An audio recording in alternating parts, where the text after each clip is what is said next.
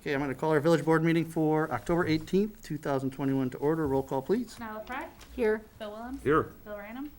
Chris Zellner. Here. Aaron Moran. Here. Sam Kaufman. Here. Gary Hertzberg. Here. Okay, first thing we have is confirmation of open meeting compliance. Caitlin? I can confirm that the draft agenda was posted in the Waunakee Tribune on October 14th. The final agenda was posted at all 3 village posting locations on October 15th. And the final agenda and packet were made available online on October 15th. Thank you, Caitlin. Next, we have presentations. Presentation honoring Waunakee sponsors. So, about 4 months ago, our Waunakee committee, we were looking for something that we could do for our sponsors that have been with us for all 5 years of the event. But not only that, donated at least $2,500 every year. So it's a significant dollar amount that these people have committed to our event, and they've been fully supportive of it all the way through. So we thought it would be a good idea to wear white gloves and present them with pieces of art.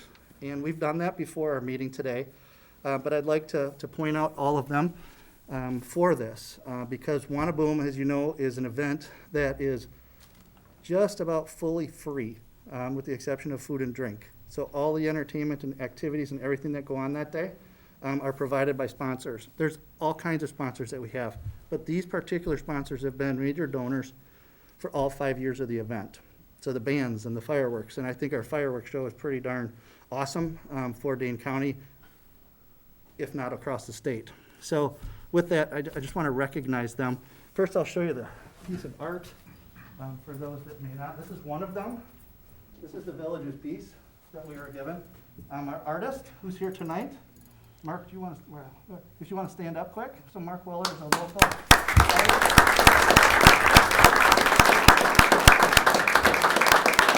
He has pieces across the country. There's one up for an award right now, I believe. Is that correct? More than one. More than one. So he has numerous pieces that are out there. This is just one of our pieces that we had done for the village and the rest of our sponsors. So those will be, they were on display here at Village Hall, and they will continue to be, well, not continue to be, but they will be seen hopefully in the Tribune this week by the rest of the community. We had nice pictures taken of them. So I would just kind of recognize those sponsors from the very beginning. And I'll start with Don Tierney and the Tierney family. They were the first that I reached out to in regards to this event. And they said, we want to support it. Let us know what you need. And so that was an important thing, because if you know anything about supply chains, for us to get fireworks at a mass level, it doesn't happen like you call them and say, yeah, we'll be over with the fireworks. They come from out of the country, so it takes a while to get here, so we have to put money down. So they helped in making sure that we had money to put down for those fireworks right off the bat. So thank you to the Tierney family.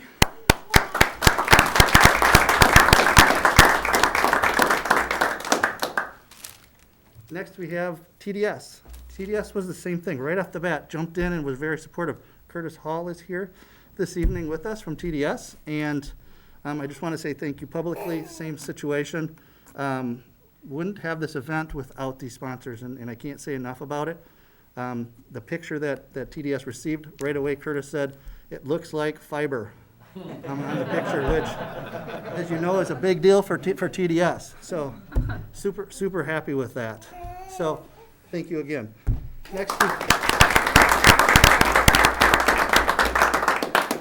Next we have, I'm going to start, I guess, before I go to Shine. Alex Schmaltz is my brother-in-law, and Alex works for Shine United. And he went to them, and they have been supportive of us. So our website and all the design of that, and making sure all of our signage is great from a marketing standpoint, they have kicked in huge numbers of hours and work for us for this event. So all the signage you see around the event, as well as out in the community beforehand, that is from Shine United. And with us is Nick Newland. What's the last name, Nick? Newland. Nick Newland from Shine, and Alex is here as well as one of our committee members. So Shine, a huge supporter of ours as well, so we thank them.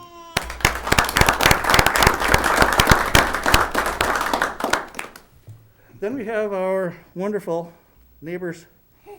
They're kind of all around us. In Westport, the town of Westport also jumped right on and was very supportive of this. Obviously, we're two communities that are very tied, and with their support of this event, we've been able to move it forward. All 5 years they've been in our court and making sure that the event goes off without a hitch. So thank you to the town of Westport.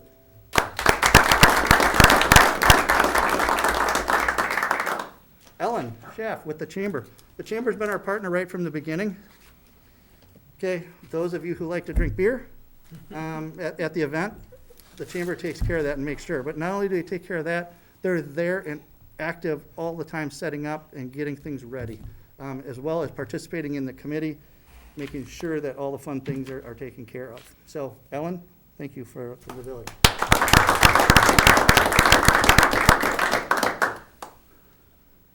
Okay, those who couldn't be here tonight with it. So, Lexus of Madison, same thing, jumped right in, wanted to be a sponsor, and Nate Reeson couldn't be here tonight. There's a family situation where he was exposed.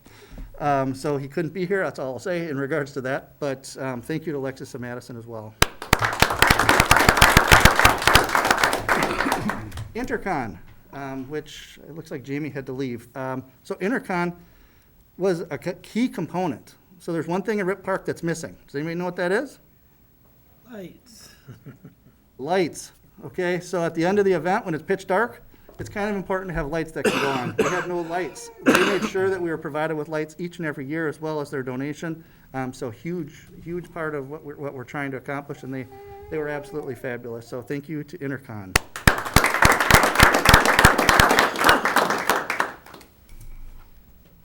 Let's see, what do we have left? There's 2 left. Should have wrote them down. Oh, wow, this is pretty embarrassing. I'm going to say I'm probably going to get in trouble for this. One of them is One Community Bank, has been with us from the very beginning. My employer, I appreciate them kicking in all the years. Same thing, they're very supportive of the event as well as the community. So, One Community Bank, thank you. And lastly, the Zellner family. Most people think of the dollars, and my family does kick in a lot of dollars for this, but also the work. There's scars in my family right now from the event. True scars. One of them's sitting right over there with her scar. Interesting story, just cleaning up, because it takes a lot of people to clean up after an event like that, and she just happened to catch a sharp object on her leg, and that's what happened. But the amount of time and hours and things that were gone and the monies and resources that we put into it, I appreciate all of my family members and what they do. So Julie and Jen are here, and my wife Amy. So thank you guys for that as well.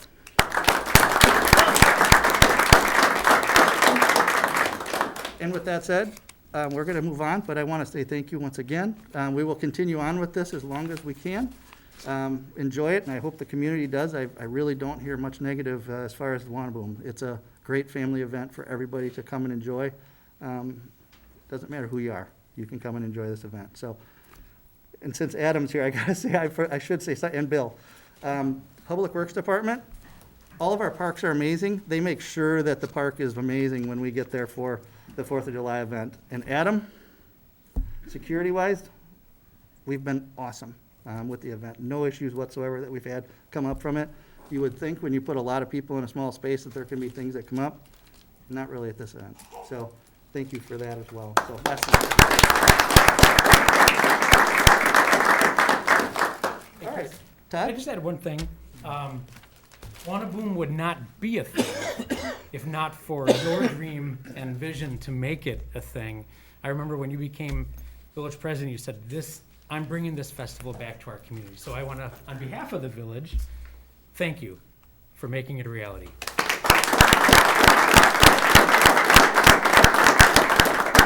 Thank you, Todd. So, we need to move on our agenda. I want to thank all of those who came here tonight. You are all welcome to stay and listen to the fun stuff that we're going to go through tonight, including our budget. So, I mean, there's all kinds of good stuff. So, or if you'd like to go, this is your time. Thank you, everybody. Thank you. And grab your pictures. Mark will be out there to help you get them all wrapped up for you. Okay. All right. Fan myself just for a second. Thanks, Todd. All right, next we have consent agenda. Is there anything that anybody would like pulled, or I'd look for a motion? I'd move approval of the consent agenda. Motion by Gary Hertzberg, second by Aaron Moran. Any other comments, questions? Okay, I'll call the question. All in favor, say aye. Aye. Opposed? Ayes have it. Public comment, is there anyone here who would like to address the board on an issue that's not on the agenda for this evening? Or on the agenda, for that matter? Todd? One thing that I'll note coming up, is this next week, Sue? Right, next week, we have a number of things happening related to our aquatic study. The board hired some consultants to do some work for us. And wow, things are really happening fast to pull this together. Community participation on a number of different levels, including a community planning meeting on October 26th, Tuesday, October 26th at 7 o'clock at the Village Center. There's also a community survey that's being coordinated by the consultant and other opportunities for participation. Information is going to be made available on social media, an array of other sources, but I wanted to let the community know that that is at hand, coming up fast and furious next week. Thank you. I'll just point out, there's a lot of different events that are happening right now, or this coming week. Boo Bash, Ellen just left. Boo Bash is happening, I believe, this Wednesday. And following that, there's Schumacher Halloween, Halloween, which is on Saturday. And then I'll give a shameless perk, but because there's no cost to it, it's free to come to. There is a Badger tailgate party at one community bank this week that it's free to everybody, food, drink, everything. So please make sure you attend all the different things that are available to you in the community. A lot of people put a lot of time and effort into them and make sure that the community has these opportunities. So, all right, any other public comments? Okay, license and permits, discuss and take action on original alcohol beverage license for Par Bar Indoor Golf LLC, doing business as Par Bar.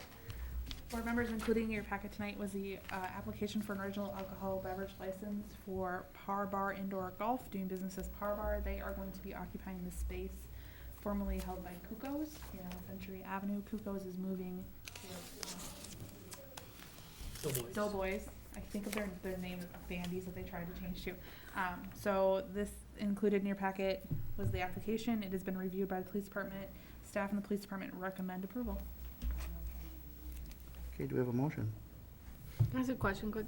Yes. So how many of the original ones do we have left? So this is a reserve Oh, okay. license, so this is a 10,000. This is, okay. Yep. I guess I read that Yep. wrong. Never mind.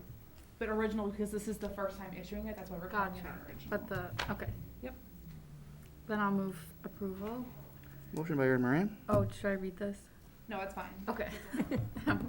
Second. second by Sam Kaufman. Any other comments, questions? Okay, call the question. All in favor, say aye. Aye. Opposed? Ayes have it. Next, under new business, discuss and take action to place on file proposed 2022 operating and capital improvement budget. Hey.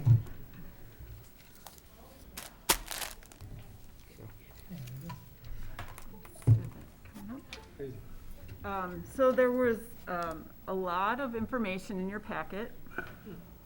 Right now, after I practiced how many times, it's not working.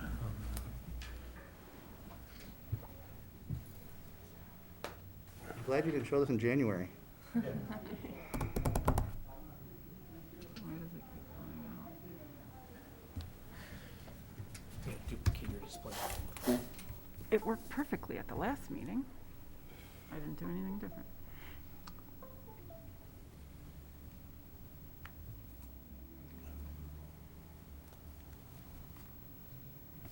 I don't know why it's. Kind of a peaceful budget.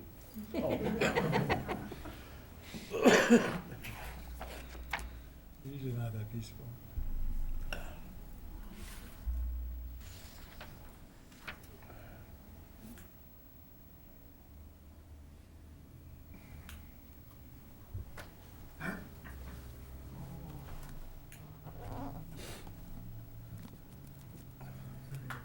All right, thank you.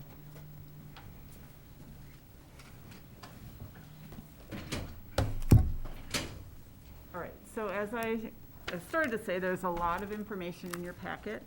I'm not going to go through all that in detail, but I'm here to answer questions. Our department heads are here. They'll be doing their own little mini presentations within this presentation.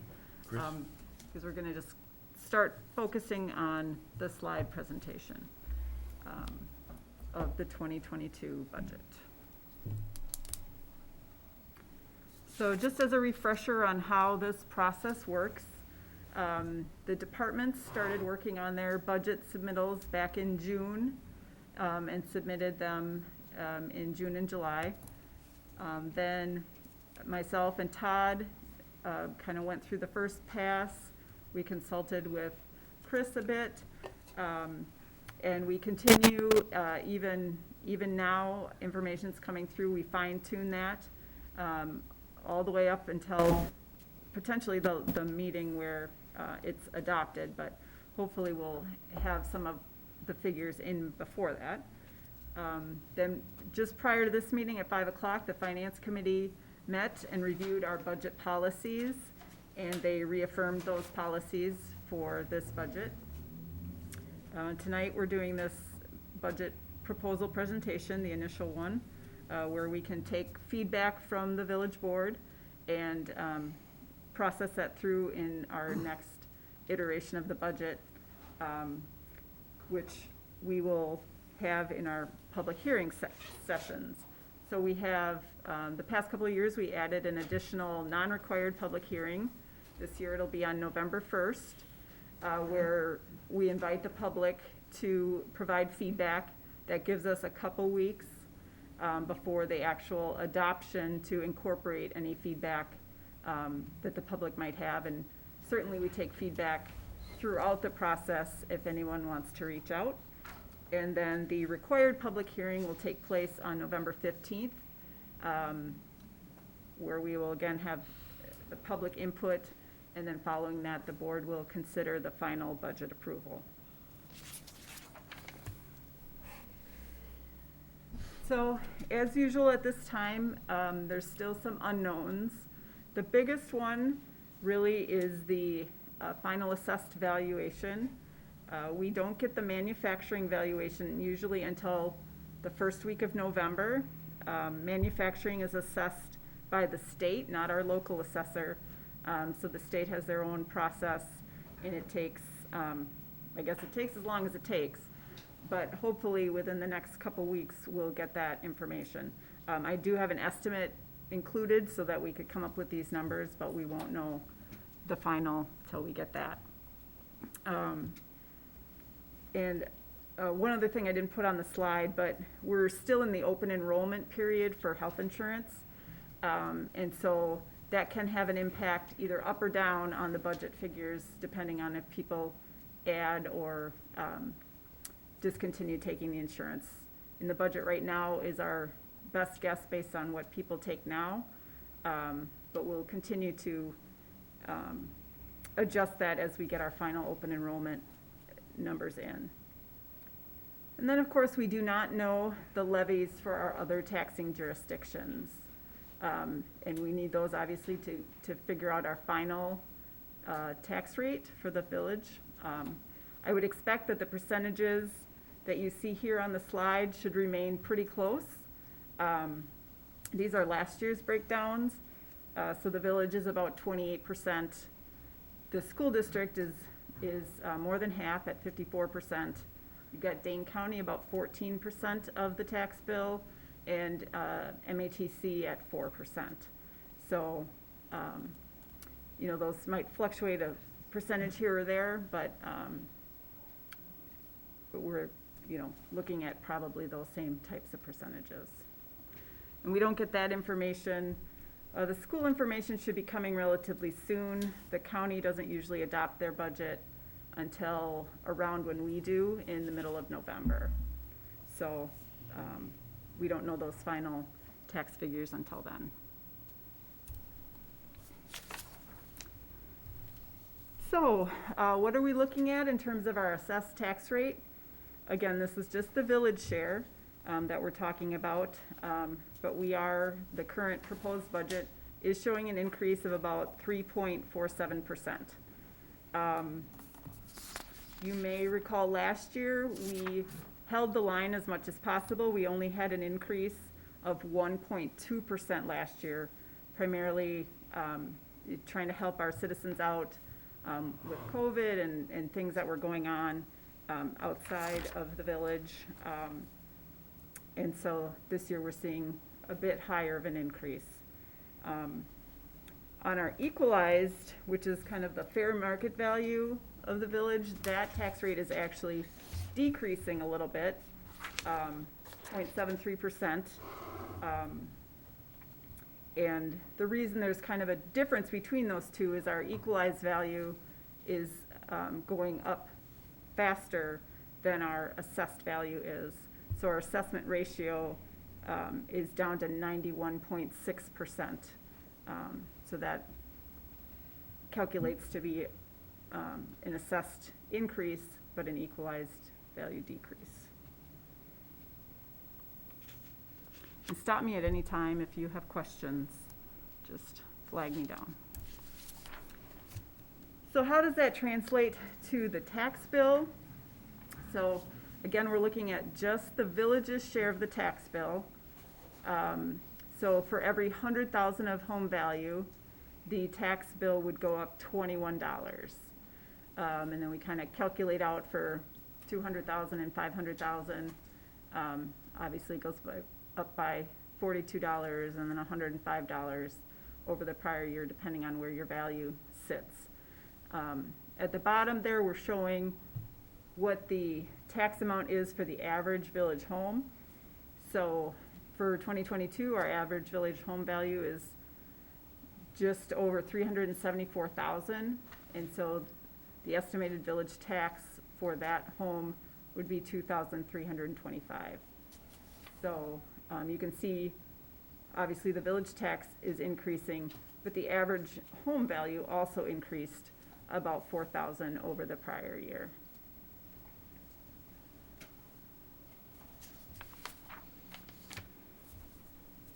So the general fund is our biggest fund. It houses most of the departments, not all, and has the vast majority of all the expenditures. So in the general fund, we're looking at a 3.92% increase in the expenditures. So things that are leading to that increase, we have step increases per our compensation plan. We have a COLA, cost of living increase factored in that we'll talk about a little bit later. We have increases for health insurance. We are members of both the fire and the EMS, which passed along increases to us, which we'll talk a little bit about in a couple slides. And then another general fund expenditure is we are using some fund balance to transfer to the capital improvements and the equipment replacement that, again, we'll talk about a little bit further. But those are like the biggest pieces in the general fund budget that are causing the increases.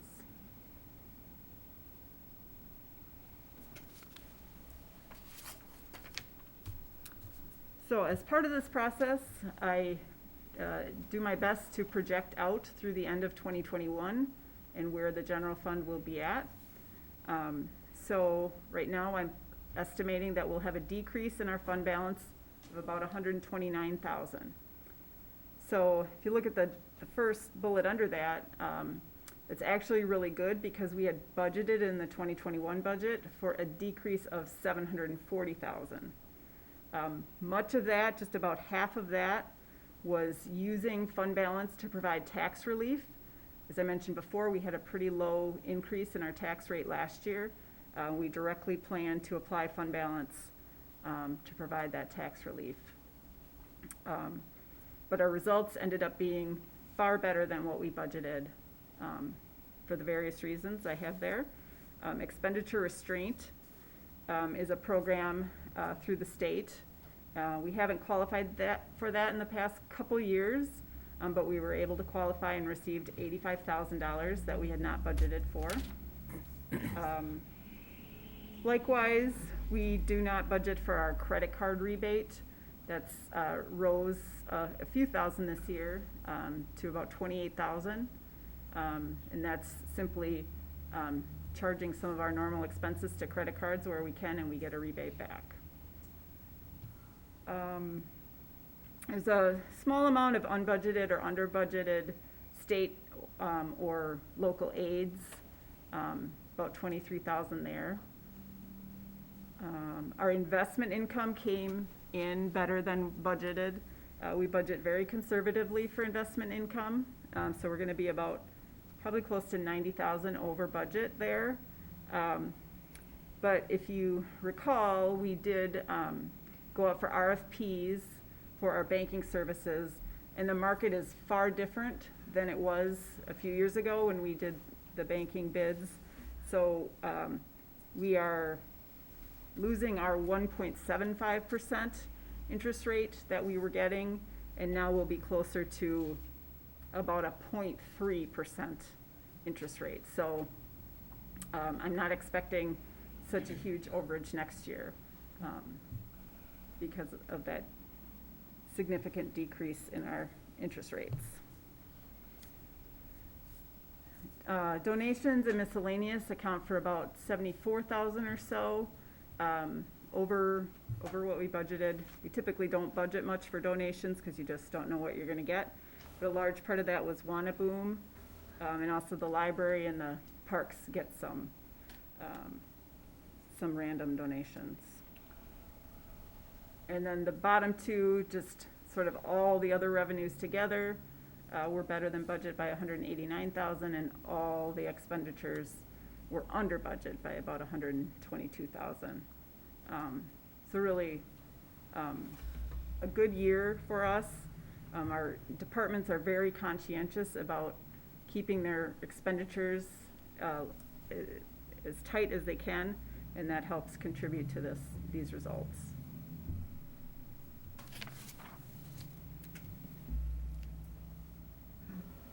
Okay, so we talked a little bit about our values.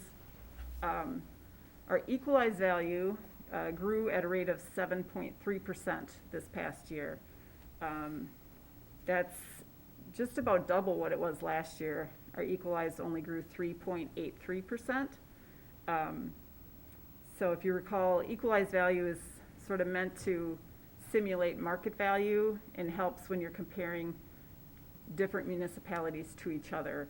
It's supposed to be a more apples to apples comparison.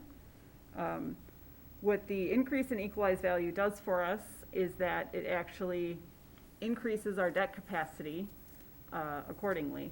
So the state imposes a debt limit of 5% of our equalized value, and so as our equalized value goes up, so does our debt capacity.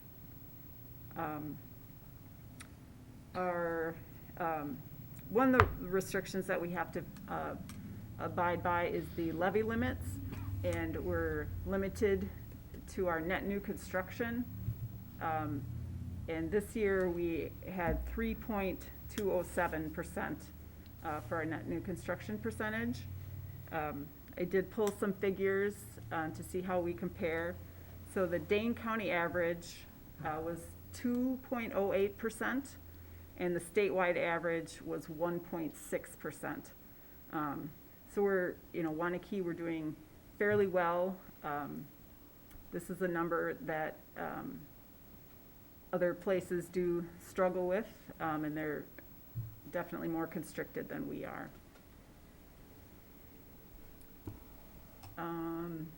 So just a summary there, our 5-year average growth for the equalized is 7.67%.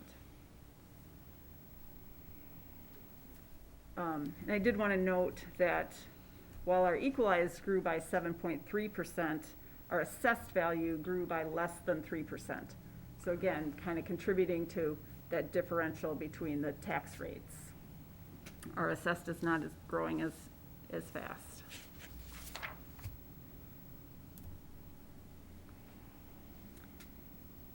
Okay, so some more detail that I kind of alluded to before. Our health insurance increases were about 81,500 or so. That's even after we changed the contribution from 5% to 12% for employees. So significant health insurance premium increases. Again, that's, we've had that a number of the past years. EMS, so they did pass last Thursday night, the kind of the status quo option that we talked about at a previous meeting. And in the estimates, this was the estimate, an increase of about $36,000 for us. When the final population figures were factored in, our increase is actually closer to 43,000. And now we make up 65.54% of the overall EMS budget.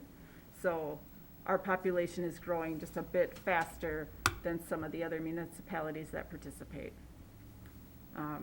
So after tonight, I'll have to go back and factor that extra 6,000 or so into the budget, among other changes that we might have.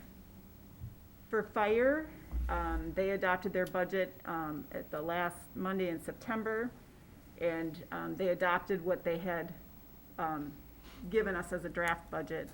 So our share went up about 30,000, a 4.86% increase, and we do make up 71.44% of the overall fire budget. And that is not based on population, that is based on our equalized value. A couple other items that impacted the 2022 budget that related to the last year's budget. We had a couple new hires that were hired mid-year, one in Public Works and one in the Police Department. And so now that they'll be on board for the full year of 2022, that adds about 57,000 to the budget. And then the library Sunday hours started recently. And then in 2022, they will be in place for the full year. That's about an increase of 25,000 or so.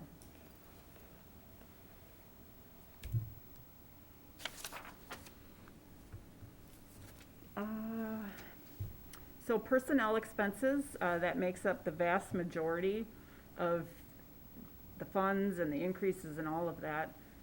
60% of the general fund budget is made up of personnel costs, and then the total of all funds budgets, it's about 35%. So some items in there that are factored into the budget. The step adjustments for employees per our compensation strategy, that's about 60,000. So that's just people moving up based on their the strategy and meeting their the requirements of that strategy, that they can move up on their steps. And then we are proposing a cost of living adjustment of 2% on January 1st, and then a mid-year bump of 1%.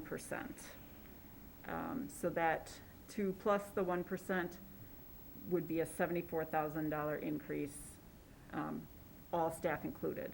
So that currently, we're budgeting for the union police employees for that same increase, but the union negotiations just started today, I believe. So we don't know where those folks will end up, but that they're budgeted currently at those same rates. But can I just jump in on Yeah. that? But I will say that we're trying to move quickly with the police union. We were waiting for the health insurance decision to be made before we open negotiations with them. We have another meeting with them next Thursday where we're trying to get final numbers so that when you guys come back on the 1st and the 15th, you have a final budget. So you're not waiting on it. Great, thanks. Yep. Good to know, for me too. And they also agreed today to the health insurance change, so that they agreed to that, the switching of their premiums to 88% in their budget, in the agreement. So that's another big thing that we were talking to them about, that they have agreed to the health insurance language. Great. So then I just have kind of a figure there, what every 0.5% change in the wage would do to the budget, either up or down, about $28,500 to the levy, or a 0.015 impact to the tax rate, should you choose to make any changes there. And then the final bullet there, just showing the 5-year history of our cost of living adjustments. You can see, you know, we've had a couple other years where we did sort of the 2 plus a 1% mid-year or so bump. So we're pretty well in line with those last 5 years. And I think it was on another slide already that the health insurance increase of just over 81,000.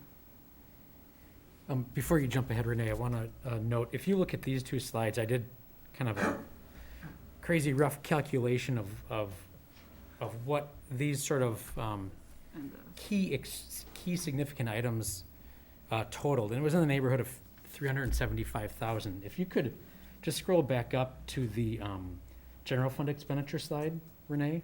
Yep. I just note that beyond those significant items, with the general fund expenditure total increase in this budget of 415,000, the rest of the work that was done within our budget was, you know, a mere $50,000 of total increase. So those sort of set financial challenges make up the vast majority of those expenditures, and it's a small number of key items that we're dealing with. Yep, these and then the personnel costs. Yep, great. Thanks, Todd. I did want to point out, we have a couple new funds that we're budgeting for the first time. So we now have a grant fund, and this is going to be used to track our American Rescue Plan funds. You may recall that this year we received about 700,000, and then in 2022 we'll receive another 700,000. So those will go into this fund and have already, and then costs will come out of that fund. The 2022 budget that I have just consists of those that have been approved by the board to date. You know, it doesn't include even the conceptual ones, just the ones that have been officially approved are in the 2022 budget.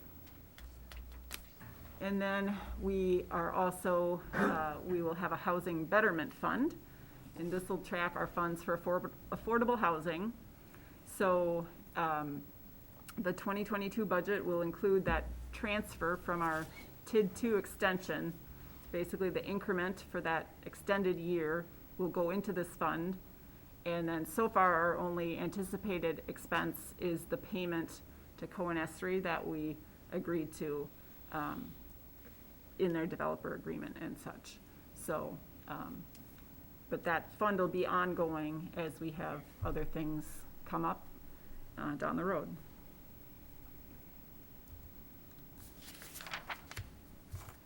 I wanted to point out a piece that is not currently in the budget, because this kind of hinges on some of the open enrollment decisions, but there are some employees that about somewhere around 15 employees that the cost of living adjustments and or their step adjustments are not enough to cover the health insurance increase that the board made that change to the contribution. So Chris had expressed a desire to try and neutralize that impact on those employees. And so, again, this would just be for those affected employees. I estimate it would be about 25 cents an hour that we would increase their wage by. In total, that's less than $10,000 added to the budget. And this would be a one-time non-base building bump, again, to try and get their gross wage increase to offset the premium increase that they will be contributing. So we should know that amount by the next time we talk about the budget, because open enrollment ends next week. All right, and now it's time for me to stop talking for a few minutes and pass it over to our departments to talk about their budgets. All right, admin and HR first. Caitlin and I are going to tag team on this a bit. if you dive in deep into the numbers in the budget spreadsheets, that's deeper into your packet, there's gonna be a number of departments that have kind of it looks a little wonky from prior years, and that's because we had a number of organizational adjustments in the makeup of our departmental functions. You had economic development shift to the community development department. You had changes in engineering, and you had changes in administration. We took the opportunity with all that wonkiness, I don't know if that's a word, I'm gonna use it, to look at other things that perhaps made sense to realign. For example, under the village board's budget, in the past, we had always included the website and our village-wide newsletter as an expense. Clearly relates to our communications focus, which is also now under the admin department. So if you were to look at the admin department, it's way up from last year. But if you were to look at engineering and community development, they're both way down. So things are kind of moved unusually. So I just want to draw your attention to that. I don't want to hide that fact from you in case that comes up. I think Caitlin, actually, why don't you talk about the communications manager position and then the intranet page, and then I'll take the rest. Absolutely. So if you remember back to our budget conversations and our reorganization conversations last year, the board put a focus on communications. And we started this year with hiring a limited term communications and management intern to start that process. In the original 2022 budget proposal from our department, we included that communications manager position, but due to the budget outlook, we have removed that from the current budget. So that's a discussion point for you guys if you wanted to put that back into your budget, but as of right now, the budget proposal you have has the communications manager position removed. The thought about communications is Gabe, our communications and management intern, is here until end of May, early June with us, so he'll continue working on those communications initiatives, and then as he leaves, if no communications manager is put in the budget, those duties would be then absorbed by the rest of the admin team and other partners across the village to continue our communications effort, so that hopefully one day we can get that communications manager position. Another thing that we've been working on, Gabe's been working on, is the implementation of employee intranet page. We're housing this through SharePoint, which requires every employee to have a certain level of Microsoft subscription, which not all employees have right now. So as we implement that SharePoint site, we also need to upgrade employees' Microsoft subscriptions so that everyone can have access to it. So that's where the budgetary impact comes for this initiative. So the admin budget is including an increase to afford everyone the opportunity to be able to see that employee intranet page.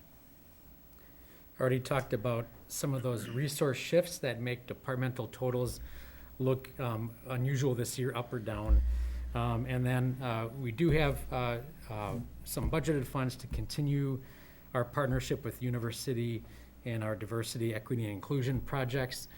So I wanted to be clear that we continue to pursue that strategy and those priorities. Thanks. Next is the clerk's budget, which I'm responsible for. Lori Helt, former deputy clerk of the village, left the village for another municipal position. At that time, we looked at our current staffing, and we promoted Lynn Richards, who was our 75% customer service representative, to our deputy clerk. And then we've decided to remove the 75% customer service representative from the budget. We think that with current village hall staff, we can effectively handle the front desk counter traffic, especially under the new remodel of village hall. That the reception counter should go down because we're going to be having dedicated windows for other functions in village hall. So at this time, we don't see a need for that 75% customer service representative, so I removed that from my budget. One thing I did add to the clerk's proposed budget is access to Laredo.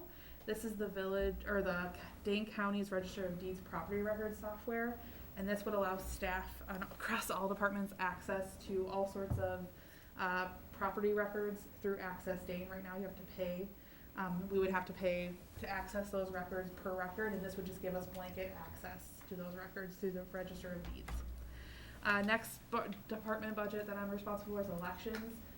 If you remember, every year we either have 2 or 4 elections, so our budget fluctuates. Next year we are facing a 4-election year with the gubernatorial race in November. So the elections budget is increased to reflect the potential of 4 elections. I say potential because the one election we may not have is February if there's no need for a statewide primary. But April, August, and November will take place in August, or in 2022. Okay. Do you want me to? Yeah, for the village board's budget, as a reminder, and a couple of you have taken the village up on that, we do include funds to afford our board members to attend events for your own development opportunities as trustees. Typically, that's through the League of Municipalities. I'm excited that Chris and Aaron are both coming to the annual league conference, which is, well, it starts Wednesday this week. I know, Sam, you participated in the league's new official orientation. I think, Nyla, you've done that before too. So I would urge all board members to consider those opportunities, and we have afforded funds for you to do that. I already mentioned the resource shift earlier in my presentation. And then municipal court, nothing particularly of note, minor operational funding increases. Okay, next we have Sue. So community services budget does not have any significant changes in it this year, but that does not mean that we don't have a lot of good work to do this year. So 3 things that we are working on. One of them, the first one, is really to work together as a team to implement a marketing campaign to encourage people to come back out of their Pelotons in their basements and be fit and healthy with us. We saw a huge shift, of course. People were required to stay at home, and we are really looking forward to getting our customers back in our building.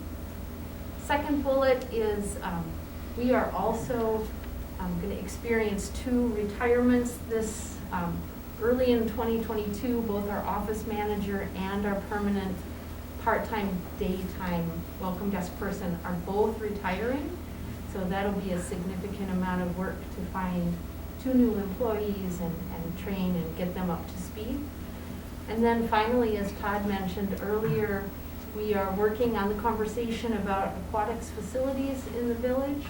And we are really looking forward to hearing what the community has to tell us about aquatics. And we hope to be ready with some kind of a referendum question on the spring election ballot. Board members, any questions for Sue? Is it okay to ask questions right now? Yep. Is that- Perfectly fine. Anyone? Sue, can you maybe just talk a little bit about the aquatics thing as far as what the process is? Maybe that's something the community might want to know since we're looking at an election ballot referendum question? For sure. So the village board hired a firm by the name of Councilman Hunsaker to come to the village, and actually they'll be arriving next week to lead us in a community conversation about what the future of aquatics could be. That could range from a spray park to a community pool to an indoor community pool that could even be a destination for the village. We really do not have any, there are no decisions made at this point. But as Todd mentioned earlier, we are going to kick off a community-wide survey, which should be ready by Wednesday of this week. So we are hoping that people share their thoughts both online. You'll be able to take it on your phone. We'll have paper copies of that survey available in all community buildings. So as many people as possible, we'd like to see complete that survey. Then next week, Tuesday, there are several things happening. We've arranged some stakeholder meetings where we've reached out to some community members that are directly affected by the idea of bringing aquatics to the community, might have some special expertise to share with us that we can learn from them. There's an aquatics work group that's a group of staff and a handful of citizens who are going to help further that conversation with our consultants. And then really the big thing for the community to mark their calendars is next Tuesday night, 7 o'clock at the Village Center is a community-wide meeting where our consultants will talk about the options, give some education about the lingo and the language and what options are out there, and then we really want to hear what the community has to say. So that's how we're gonna kick things off. Work will continue through November, December. Back here in January is our target to talk about a referendum question with the village board.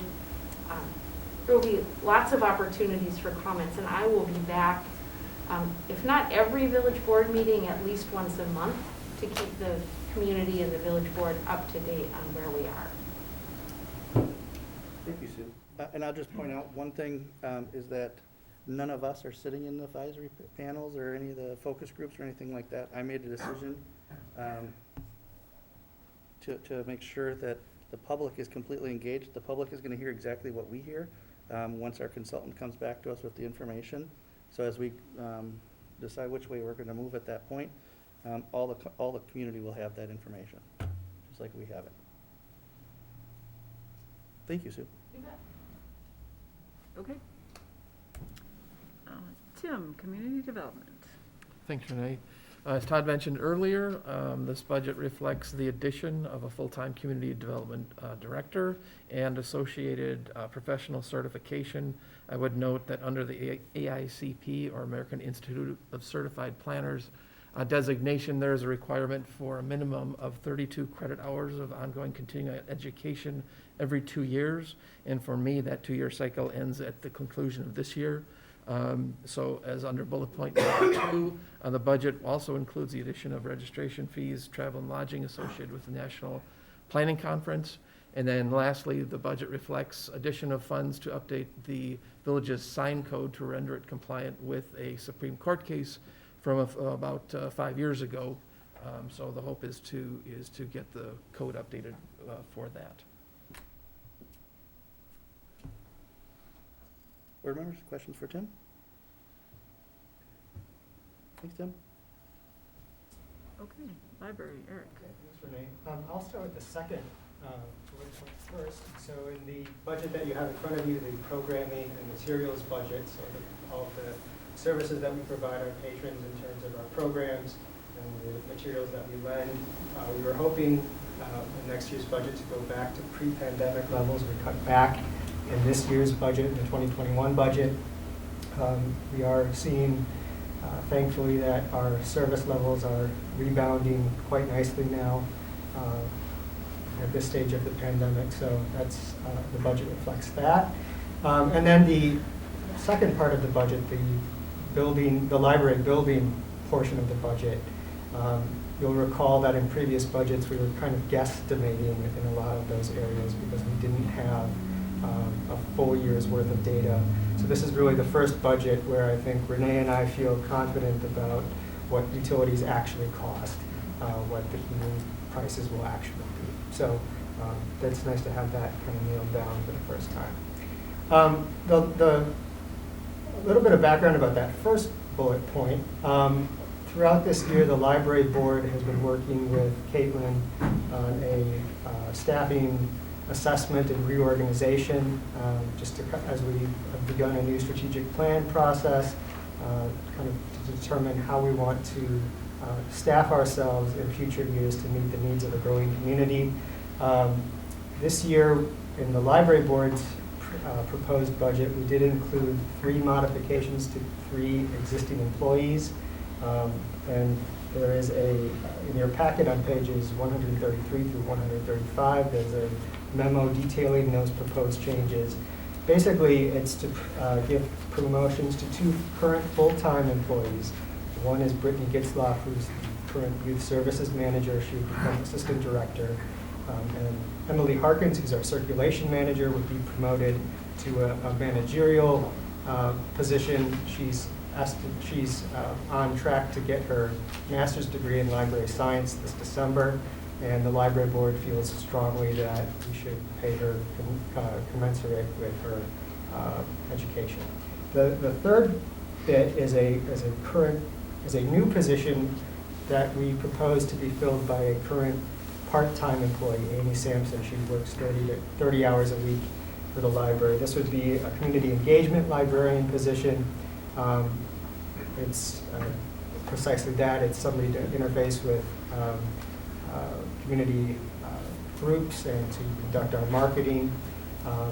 So The library board certainly understands the budget tightness that the village is finding itself in. We did have a meeting in the last Friday, and we would urge the village board to look and possibly see as the budget develops over the next few weeks, if there's a potential in pursuing one or two of those positions, if not all three.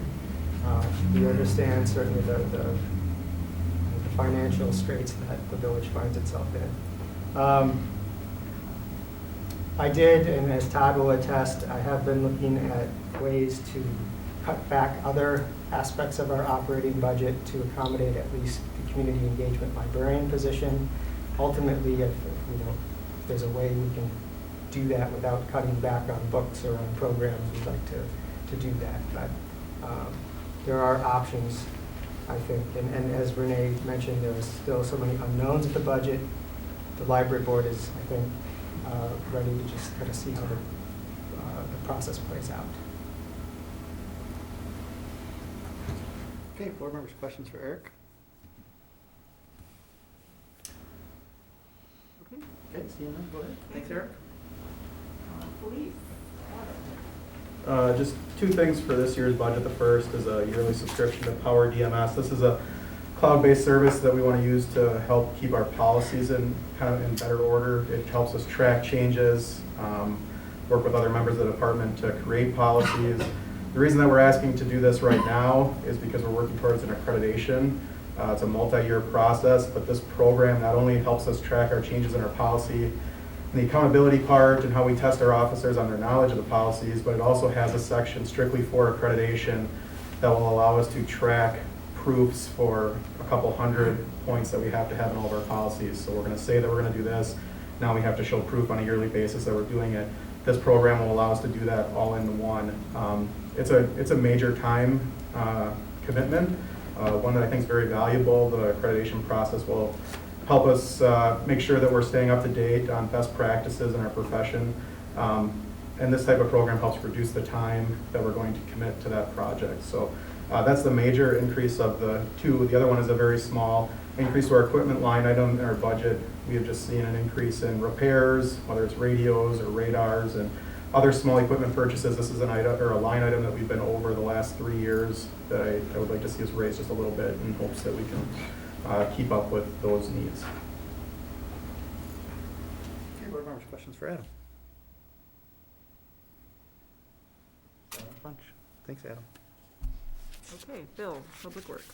Okay, basically with the restructuring that, we didn't really make a big change to the engineering department. We feel that with some updating and some improvement of past practices, we're hoping we'll be able to save some money or at least keep it at a standard or standard level.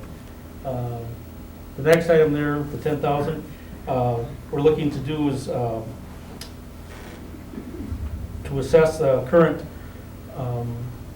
retention ponds. We have roughly 42 retention ponds in the village that we'd like to have assess and see what their condition is and what their needs are going to be so that we can form a plan together for maintaining them in the future. And then lastly is just we've had some minor increases due to a supplier increase and materials that we use that we're experiencing some increase in 2022. Questions for Bill? Just thank you to everyone who put your budgets together. We're not quite done. We're almost there. I'm sorry, sorry, I guess. Oh. You can say thank you, it's okay. I mean, Cindy doesn't like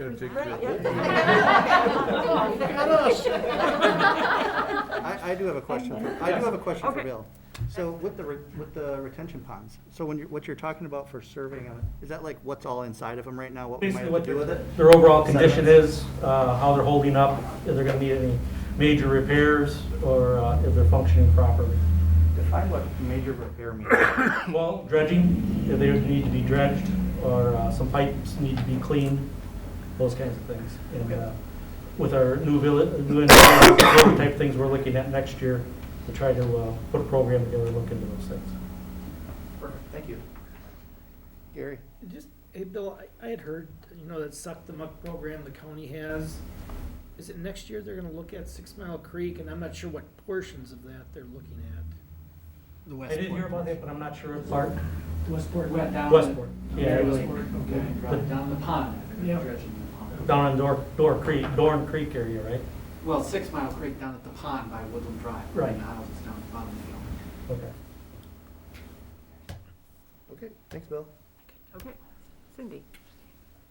The Senior Center will be receiving additional funds from Dane County again next year. We seem to get more funding from them each year, and that is based on the amount of services we provide the older adults in our service area, and that is for case management, nutrition. So Dane County is providing $117,000 to us next year. We have a goal of getting back to where we were pre-pandemic, with raising revenues through going back to the programs and the trips and the classes and all the things, the room rentals that we were doing pre-COVID. I'm hopeful that next year we'll be able to put all those things back into place. And I think a lot of the older adults are hoping that we'll get to there too. Otherwise, the Senior Center doesn't have any increases in our operating budget request for next year. Cindy? Did that come up very quiet? Questions for Cindy? I feel like my voice didn't work for a second there. Anybody? No. Anybody? Thank you. Okay, so save the best for last, nice slide. So for finance, really, no increases sought for our operating budget in 2022. I'm also loosely, I guess, in charge of the IT budget. So a couple of meetings ago, the board approved implementing our IT managed service provider. In that, I am looking to perhaps phase that in over a 2-year period, because it was a significant increase over the prior year, because we're not only getting what we have in the past, but we're enhancing the services, so it was more expensive. So I am proposing to phase that in and using 50% of that with ARPA money to sort of ease the budget impact over a 2-year period. Questions for Renee? She likes lots of questions. So this is your time. Well, I just note that a majority of that, a big part of that IT managed services is addressing the system capacity to be prepared for, what's the word I'm looking for? Vulnerabilities or Right, it's for cybersecurity? Enhancing the cybersecurity, but also putting sort of tracking on everybody's machines to make sure they're up to date with all the patches and the things. Because right now we have no way of knowing for 100% that the updates and things are running on everybody's machines, and that's usually where the vulnerabilities might be. So this will provide tracking on a 24/7 basis as to what's happening with everybody's machines. So So we're I- gonna watch every. So I guess that's where you felt like ARPA money made some sense, because we're looking at our own system-wide sustainability. This isn't just buying computers and monitors. This is the insides of our systems. Right. Thank you. Okay. All right. So thanks to all the department heads for their contributions here tonight, and we'll Hey, just go. Renee, Yeah. one question. Todd, on the community betterment with the Cohen Esri, at the 326, that's for the Cohen Esri project? Or the 510 or whatever it was? Right? So the 183 would just sit in an account then? Yep, it'll sit in that new affordable housing, or whatever I called it. What would the impact be if you put that towards the general fund? Well, it's restricted Okay. to only be used for affordable housing. So by doing that TIF extension, that designates those monies only to be used within the statutory regulations. And you which is have to take essential- that full amount of increment for the year? Right, it's kind of a all or nothing. Okay. Goes into that fund, and then, we're spending a portion, the rest will will sit there until another use for affordable housing that's allowable under the statutes comes up. All right, thanks. Okay. Skipped one. So back to the regular budget stuff. As you may recall, our policy is to maintain our general fund unassigned fund balance between 20 and 25% of the next year's operating expenditure budget. So we, at the bottom of the slide, we're showing some of our recent history. So we've definitely been over for the past few years. But that, gives us a nice cushion. We felt we needed that during COVID, and we're still in those times. And if you're gonna,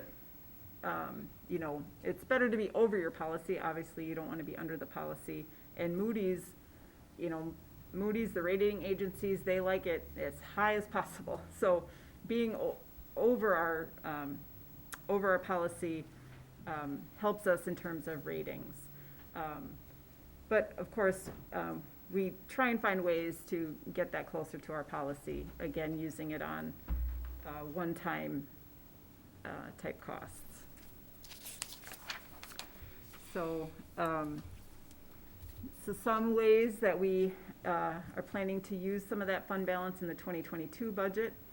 So we're nearing the end of a multi-year plan to phase in levy increases for our pay-as-you-go funds. So this year, we're planning to use $235,000 of the general fund balance to enhance those pay-go funds. That's down about $120,000 over what we did last year. Again, we're trying to ramp that up so eventually the pay-gos will be fully sustained by the tax levy. We also plan to use some of our carryovers. So you may recall that we, several years ago, fully funded or set aside funds for those retirees that are eligible to receive a sick leave conversion. So when they retire, they can convert their unused sick, and it goes into, on an annual basis, into their HRA account. So that when we add up the current retirees that we know will be getting an HRA payment, we'll use about $155,000 of that money that's been set aside. And then we also looked at our elections carryover and felt that that was more than sufficient. Even, we kind of based it off of the 2020 election year, which was very challenging. The worst election year of all elections. Yeah, we hope it can never get worse than that year, presidential and COVID and all of that. So we're gonna just use a little bit of that, about 20,000 of that elections carryover, and we still feel like we'd have plenty for a difficult election year, should we need it.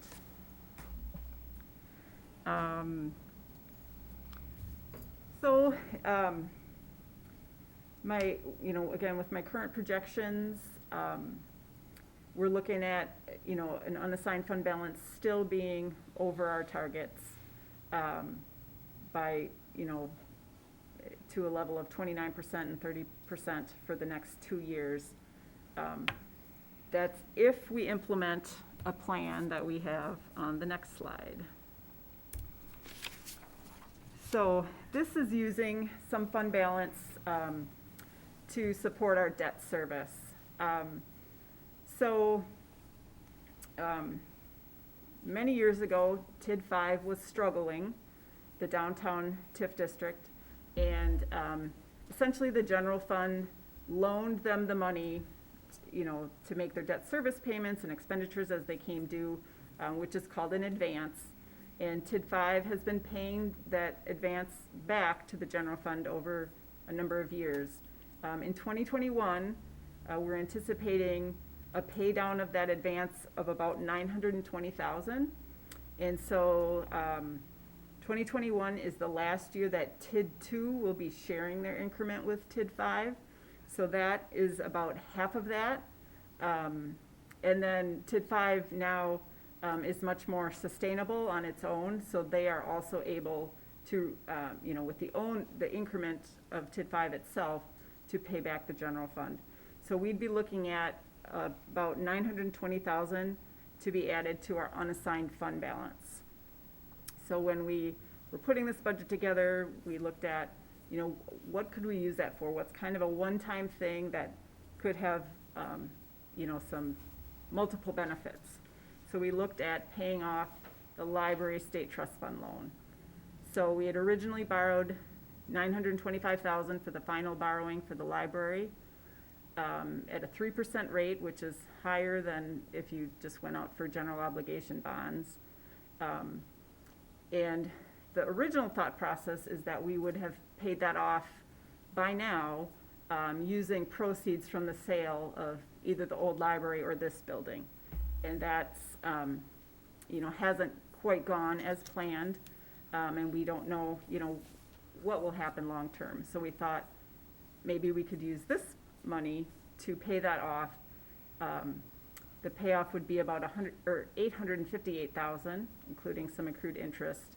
What that does, it would save us about $110,000 in interest payments over the remaining 8 or 9 years of the debt, and then it reduces our debt service levy for a single year, 2022, by about $108,000. And we could do this payoff anytime after January 3rd. Jump in with just a couple other thoughts to this. One thing, the scenario with TID 5 is not unusual whenever you're doing a redevelopment TIF district. There are upfront costs that communities undertake to make a redevelopment district work. In our case, this goes back 15 years. The village purchased property, a couple of you were on the board,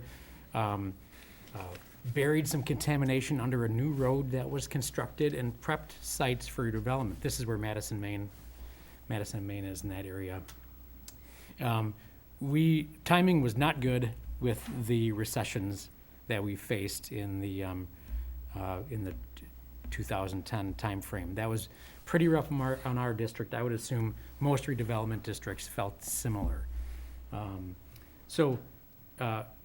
If there is success, though, to see TID 5 having come around with the redevelopments it's had and its capacity now to provide this refunding to the general fund, because there is a risk when a community utilizes general fund to support a district, in that if the district is unsuccessful at its end of life, we would be left without reimbursement. So that is a success with TID 5. I think the other thing unique about when Renee and I were talking about this, that just sort of made so much sense to some extent, is remember Waunakee Alloy and our new library site are in TID 5. So essentially the success of this district is a return straight back to the district in relation to the library trust fund loan being the recipient of the TID 5 reimbursement. That makes sense to everybody. It's a little confusing, but. I think the other thing to note, if we don't take this action, if going back to your prior slide, Yeah. Renee, that bottom number there, rather than 30. Go ahead. Around 35% would be our unassigned fund balance. We'd be way over our guidelines, and also we'd have to increase the levy because this is taking out, about $107,000 out of next year's budget by doing this. So we'd also not only be higher on our unassigned fund balance, but we'd have to increase our levy for that.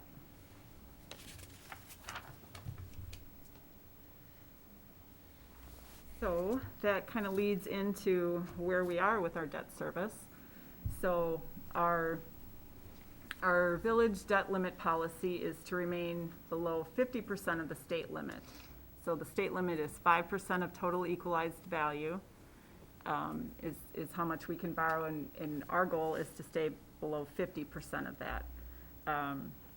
So at the end of 2021, we're expecting to be around 30% that's of the state limit, so we would be at about 60% of the village's limit. So, as you can kind of see to the graph to the side, this is obviously if no other borrowing took place. But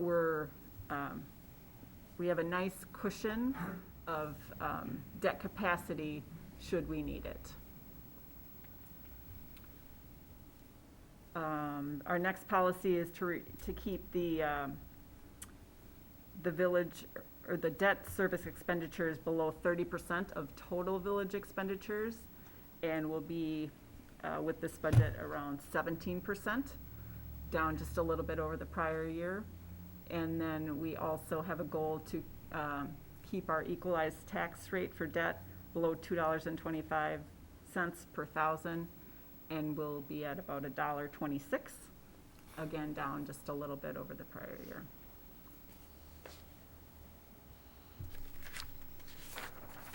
Nathan? Yep. From a borrowing standpoint, to stay within our policy, we have about $10 million worth of headroom there. Probably more It like was, 20. it was more like 20. When Todd looked it up at the finance committee, we have a capacity of about 20 million. That light blue area. The light blue area is kind of where it shows. Yeah. Yep, and it, that, in this graph with, again, assuming that no more borrowing is done, obviously the debt goes down, our capacity goes up over time with our growth. So just touching a little bit on our capital improvement plan. So I'm including 2 years here because we generally have been borrowing for a 2-year period. It saves in debt issuance costs and things to just borrow, not every year, but to do every other year. We can save some money there. So even though in this budget you will not be actually approving the 2023 projects, when it comes time to borrow in early 2022, we'll have those narrowed down because we will be borrowing for 2 years' worth. So this kind of lays out what has been planned in the capital improvement plan in terms of streets and trails and capital equipment, building improvements, all of that. And then toward the bottom, we have funding sources that are available to us. So again, we have a significant amount of pay-go funds for both capital improvements and equipment replacement. And then the Village Center also has a reserve that they use to make their capital improvements. So the bottom line there in the pink-ish, that would be the debt financing that would be required to do all those projects. And we'll see a little bit more on the next slide how those projects are detailed out. So, Renee, can you Yes. go back one? Yep. So this is kind of directed to Bill. Quick question. So street maintenance, we have 150,000 the next 2 years. Obviously, we're growing and we have more streets. Should that not be increasing a little bit each year to overcome where we're gonna go backwards? We actually talked a little bit about that amongst and staff. I guess we feel comfortable leaving it at least that way for next year, and then we're gonna assess as we go. With the pavement reconstructions, or mill and overlays and reconditionings that we've been doing, we took care of a lot of our major streets that were in rough shape, so we're hoping that that number may still be good moving forward, but at this point, we need one more year just to be comfortable with it. From my memory, street improvements are gonna be your mill and overlays, correct? No, they are our crack filling and our chip sealing. That's street maintenance? That's street maintenance, yes. Okay, so street improvements though Is the Mill and reconstructs overlays. in the middle, is correct. so as we're catching up, which is what we've been trying to do, Correct. the street maintenance part is where I'm focused at that 150. You feel confident that's a good enough number? Like I say, once we were in the process this year of evaluating all the streets, that's what's going on here right now in the fall. We feel comfortable enough with that for 2022, and then maybe revisiting it in 2023. Thank you. And those two lines are kind of taken together, so, for example, the street improvements in 2021 were a bit under once the bids came through, and then we pushed a little more to maintenance if needed, so they kind of go together a bit. So this slide then shows what would be funded through the actual borrowing. So our pay-go for streets only covers about half of that 2 million. So we borrow for about $1 million to keep that level of street improvements. Then a couple other things on the docket. Parking lot replacement at the village center and installing some fencing at the library. And then we have some other various parks projects, tennis, hockey, basketball. That would be in the 2022 section of the borrowing. And then 2023, again, most of that borrowing is the streets again. And then there's a few other items. I don't have them quite as detailed out. You know, they're still being looked at, but some police department improvements, a project at the library to enclose a space into a meeting room, and then some park improvements and parking lot replacement. I believe that is Meadowbrook parking lot. That would be in the 2023 budget.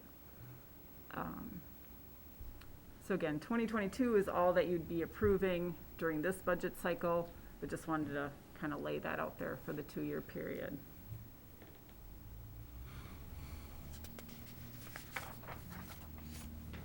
So a lot of numbers here.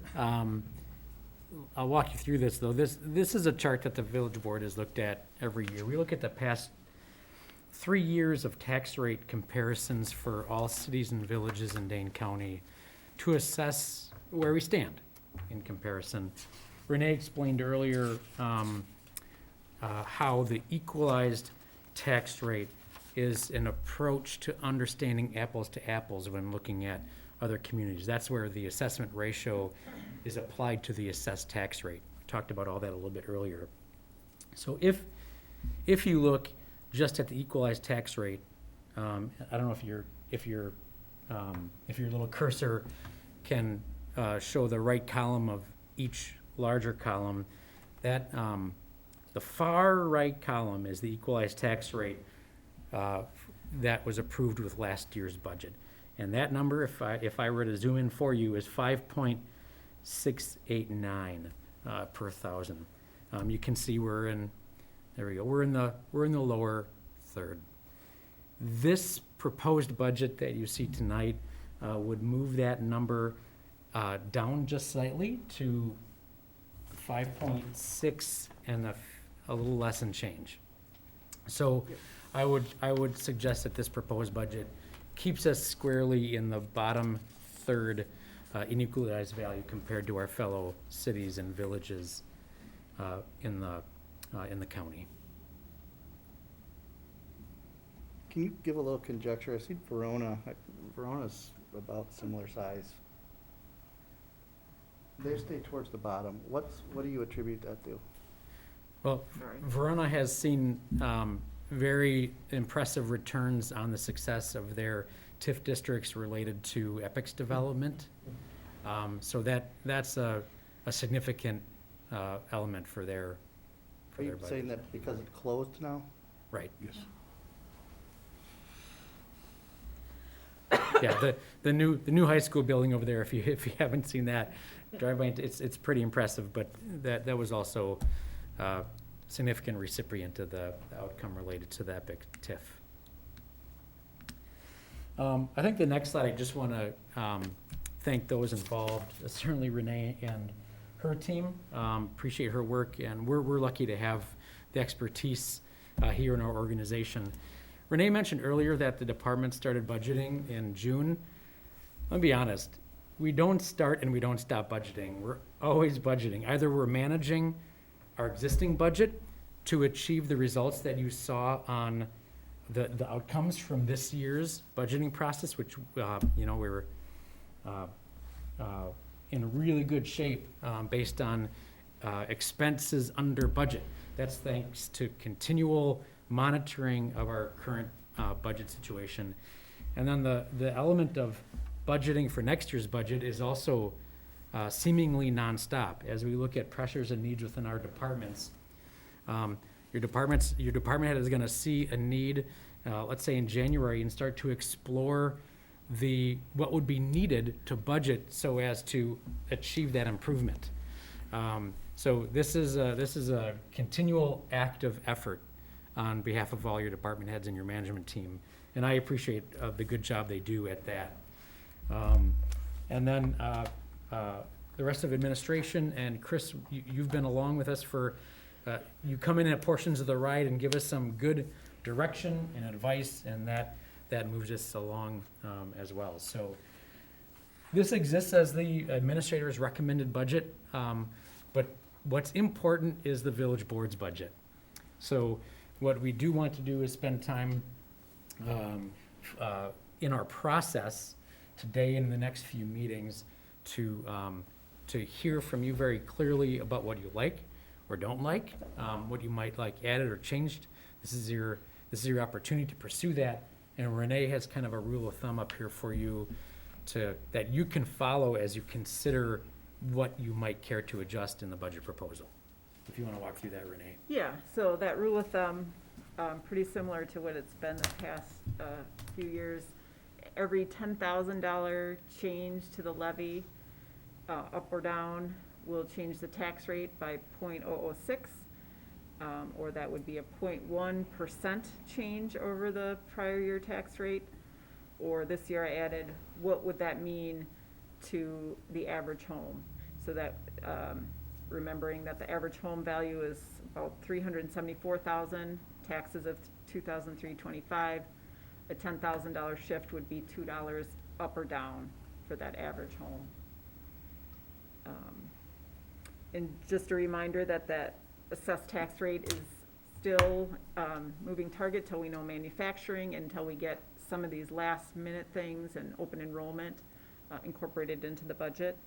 And we're all here to answer any of your questions that you may have tonight, or certainly over the next few weeks as we fine tune this again.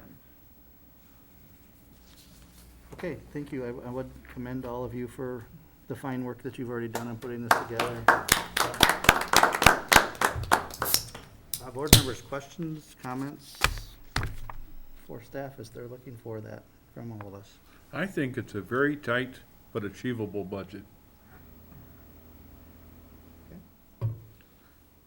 I'm happy that we looked for a way to help those out whose rate of pay wasn't going to cover the insurance increases. I'm very glad that Chris made the suggestion and Renee worked on it, and hopefully that will remain in the budget, because I think it's important that our employees be able to move ahead and not backwards. That was my first question. Does that lead us to need to change the starting hourly pay for any of our positions? And I know we have some open ones too. Yeah. Address that maybe. So we have a lot of current employees. This is where I'm gonna go. Grandfathered employees. We have some grandfathered employees that are eligible for benefits that enroll in them because of previous status, either under a union contract or things like that. Moving forward, a lot of our we try to keep part-time positions below 1,200 hours, which keeps them out of WRS, so they don't have to contribute that, and B, doesn't make them benefit eligible. So we're seeing the impact is mostly on those employees who were kind of grandfathered into our insurance benefits. And also, some of our very newest employees that are the lowest on the pay schedule, because, obviously, if it's your first year here, your raise, and if you're lower on the pay scale, it's just not gonna cover that. It's about $1,300 in increased premium that the employees have to pay for a full-time person. So it impacts, as Caitlin said, but then also some of the lower hourly employees or newer ones. And I guess on that, and department heads, like, any positions that were like having a hard time routinely staffing, is there any, like, I guess, look at increasing those wages? I think the one position, two of our department heads would agree that we have routine issues filling is building supervisors, so our custodial and part-time custodial staff. That is an industry shortage across, we're not the only employer. I think the school, if you went to the school district, you'd say the same thing. The other would be entry-level officers. It is active competition between agencies across our region, across the state, to get good qualified officers into those entry positions. So I think Adam would agree with me that that entry officer level is something critical for us to keep an eye on. And I think with the labor market we're seeing right now, it's an employee's choice, not an employer's choice right now. So I think any position we're trying to recruit right now is challenging. We have an opening in finance for a payroll and HR specialist. We posted about a month ago. Yeah, at least 3 weeks ago. We have 2 applicants. It's just a hard market for anyone, let alone local government. What I think the one good thing we have going for us is once an employee is onboarded and realizes the benefit levels we have, even with that premium share increase, we're pretty competitive with our neighboring municipalities when it comes to our benefit offerings. So I just think it's a tough labor market out there in general. We keep close eye on that. And we're not afraid to come to you guys if we see something completely out of whack to do an adjustment. You guys know that we'll come to you and say, hey, we did a recruitment, this just isn't right. We did a little bit more research in the market. Here's where we want to go with it. Which might be something we might have to do for this HR payroll specialist person as we look into it a little You bit. see so many companies now offering a cash, one-time cash payout. Yep. So if something like that is helpful to get the right people, I think we need to look at that. I mean, we got great employees. I think we have to be competitive in the market, so. I would just add, if you're, one of the things that we're seeing, at least on the police department side, is places will do that, but then another department will come in and say, well, what's it gonna cost to get you out of there? And that, which is unfortunate, but that's kind of just, and at least in our profession, some of the things that we're starting to hear and see is that's how competitive it's getting, is this department will pay to get this person out of whatever their obligations are so that they can come here and work. So it's something we're watching too. To prepare for unique situations like that, Renee and I have included in our budget, generally for HR, a contingency fund. I believe this budget is at 30,000 in contingency. That would be to address a unique situation related to employment of any member of our team. And also to, depending on the results of the union contract, we wanted to get something in there in case we had to make any adjustments there. So that 30,000 contingency is in there, could be used for a variety of payroll type things. But yeah, we just to answer the question again, we keep a pulse on the market as much as we can when we're recruiting, and we're not afraid to come to all of you and say, hey, we need to do something here to be competitive, to change. We also completed a wage study back in 2020, and it's kind of been COVID hit it, and we just didn't feel like it was the appropriate time last year to come with the board. But if I remember correctly, none of our positions seemed too far out of whack when we did that pre-COVID salary study. A lot of our neighboring municipalities are also doing salary studies next year in their budgets, and the great thing about that is we get access to their data because we participate. So we continually get that information, and that's always kind of a gut check for us too. I guess my concern is like, if we have a lot of open positions and that workload just falls on you all and your staff, and so I just want to make sure we're on top of that. Yeah, I think to that point, if there's anything that I was disappointed about in our budget proposal is stepping back on that communications position full-time, stepping back on the library's request, which is a very, very good request about their staffing. Although, Eric and I talked about this. This is the way our budget grinding process works. The department heads put forward the best proposed budget they can. Renee and I are faced with parameters that force us to limit and establish thresholds. We work through creative solutions and then present it to you as administrators recommended. So, yeah. Aaron, I think you're bringing up a really good point. It's not just government, though. This is across all sectors right now, especially, we went to a restaurant in Madison, I'll just say, and it was a 40-minute wait, and there were 7 cars in the parking lot. It's because they had 1 worker and 1 cook for the whole restaurant. That's all they could get there. So it's a problem, and we're gonna have to address it just like they're all gonna be addressing it, and I think our staff is well equipped to let us know if they need something that, we'll consider it. So I agree with you. And I guess my second question or point, and leading off of that, and you just brought up the libraries, I really hope we can add back in the 30,000 for those 3 library positions. Like we've been talking about this for months at the library board level, and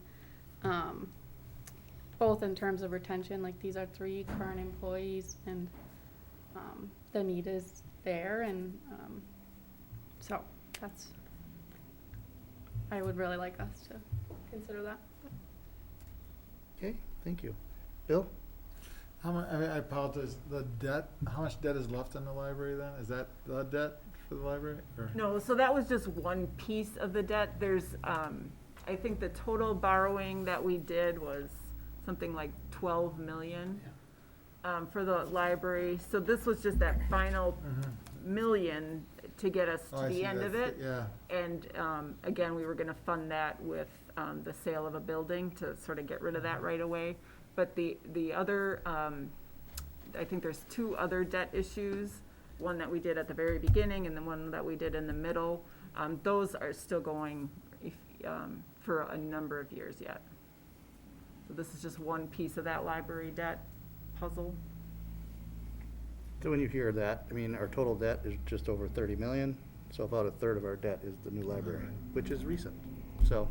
Right, it is definitely our biggest, most recent borrowing. And the interesting thing with that, for public's awareness, is that when we were talking about the library and building it, we were concerned about that 50% policy, that we were gonna exceed it. We never did, and we actually have gone down a lot, just in That's what I a very remember short, that, yeah. very short amount of time, so.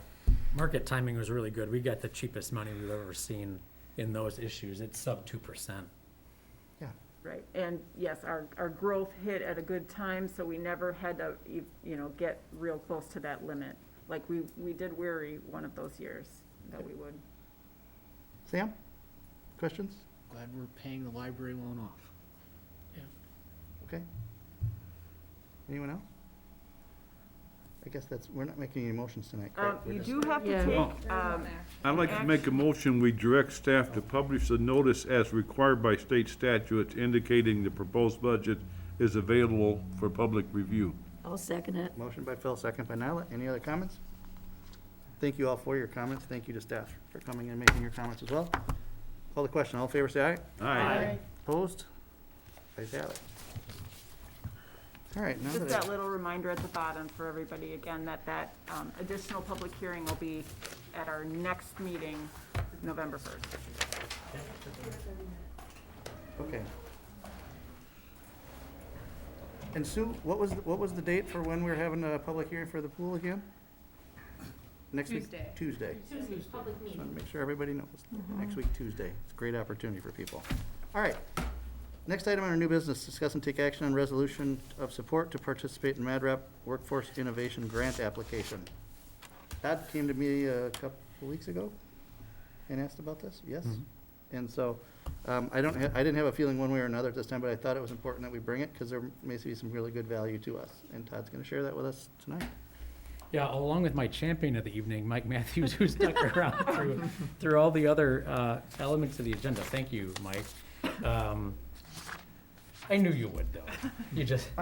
Before we got married, my wife was concerned because I used to sit and watch plan commission meetings as a single guy, and she just wasn't quite sure about that, but I like plan commission, I like council, you know, so.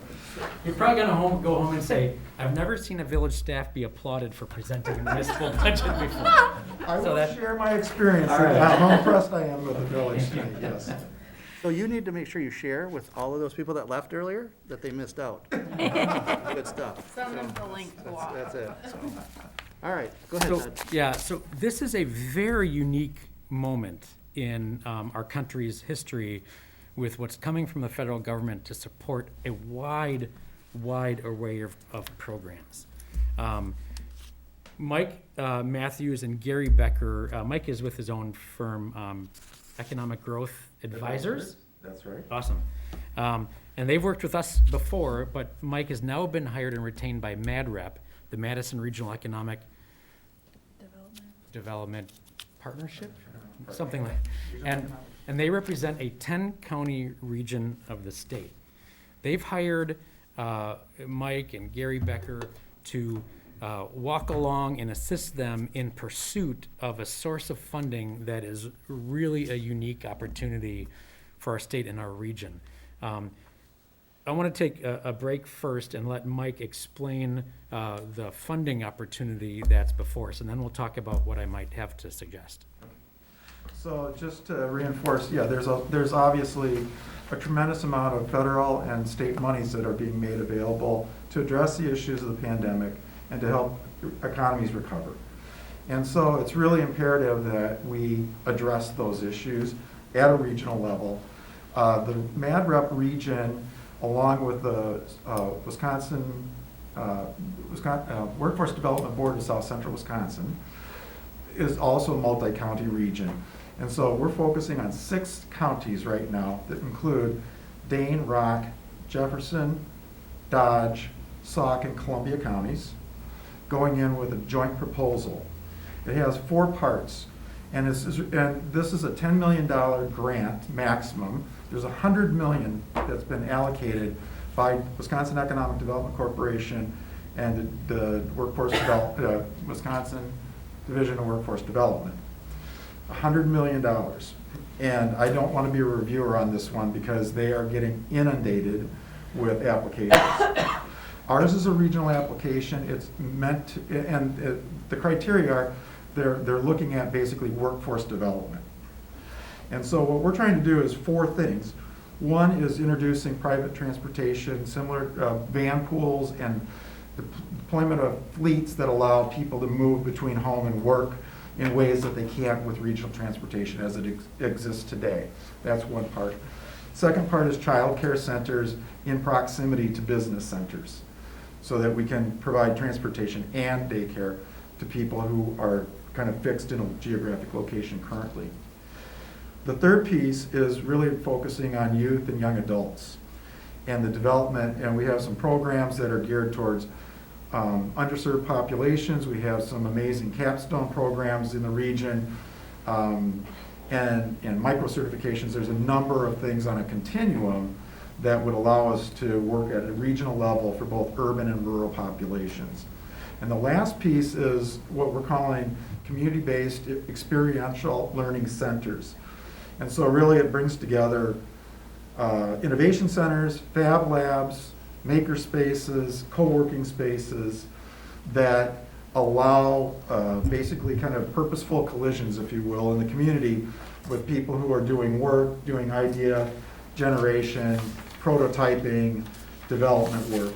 And so it's really that 4th category that Todd and I have had some conversation about how Waunakee might participate. You have a fab lab, you have a leader in your school district being innovative with programs that train youth.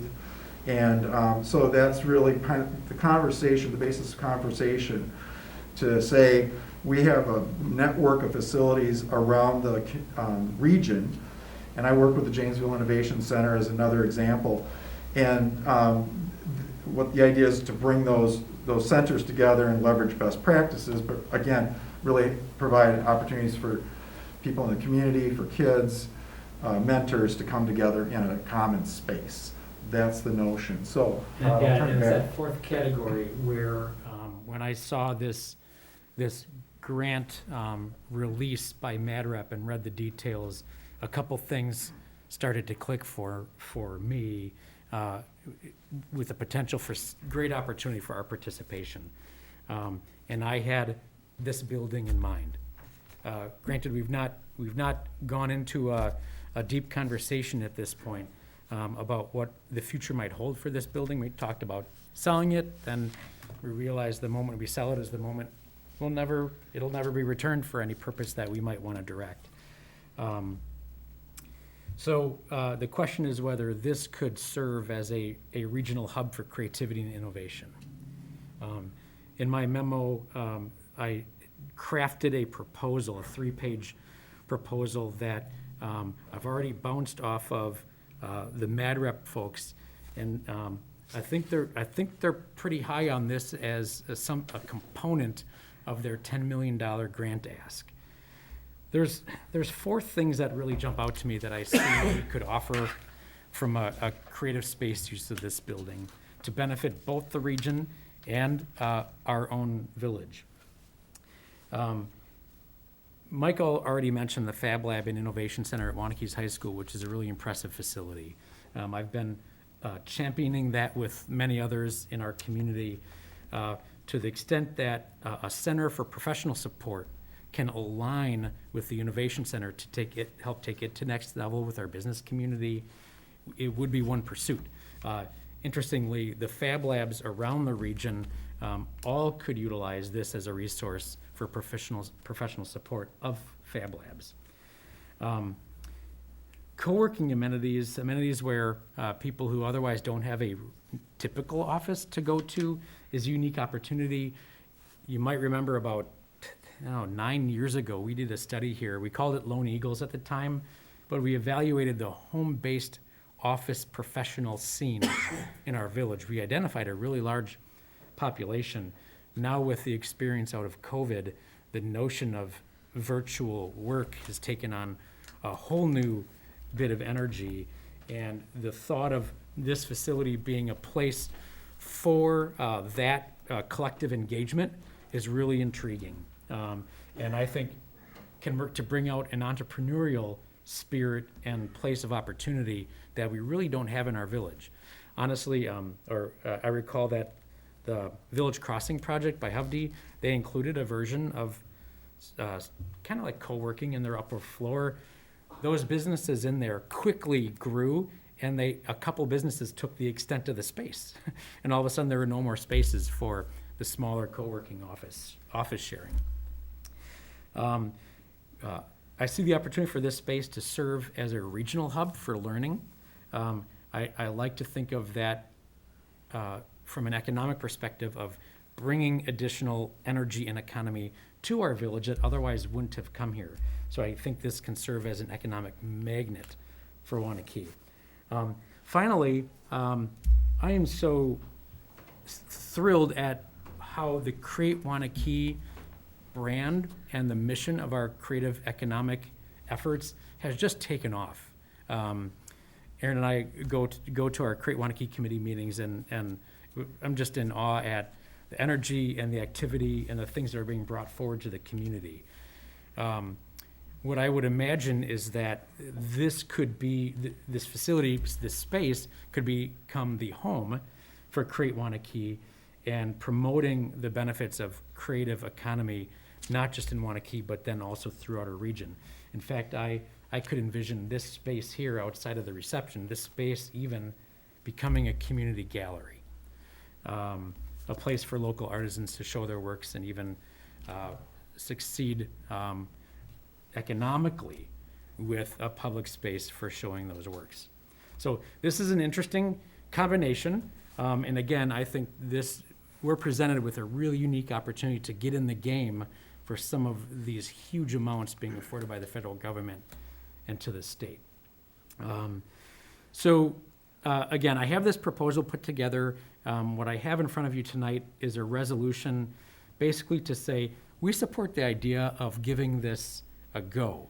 I want to be really clear that if you approve the resolution, that's not committing you full in. There certainly is a great deal of work. Maybe maybe, Mike, you could talk about the next steps.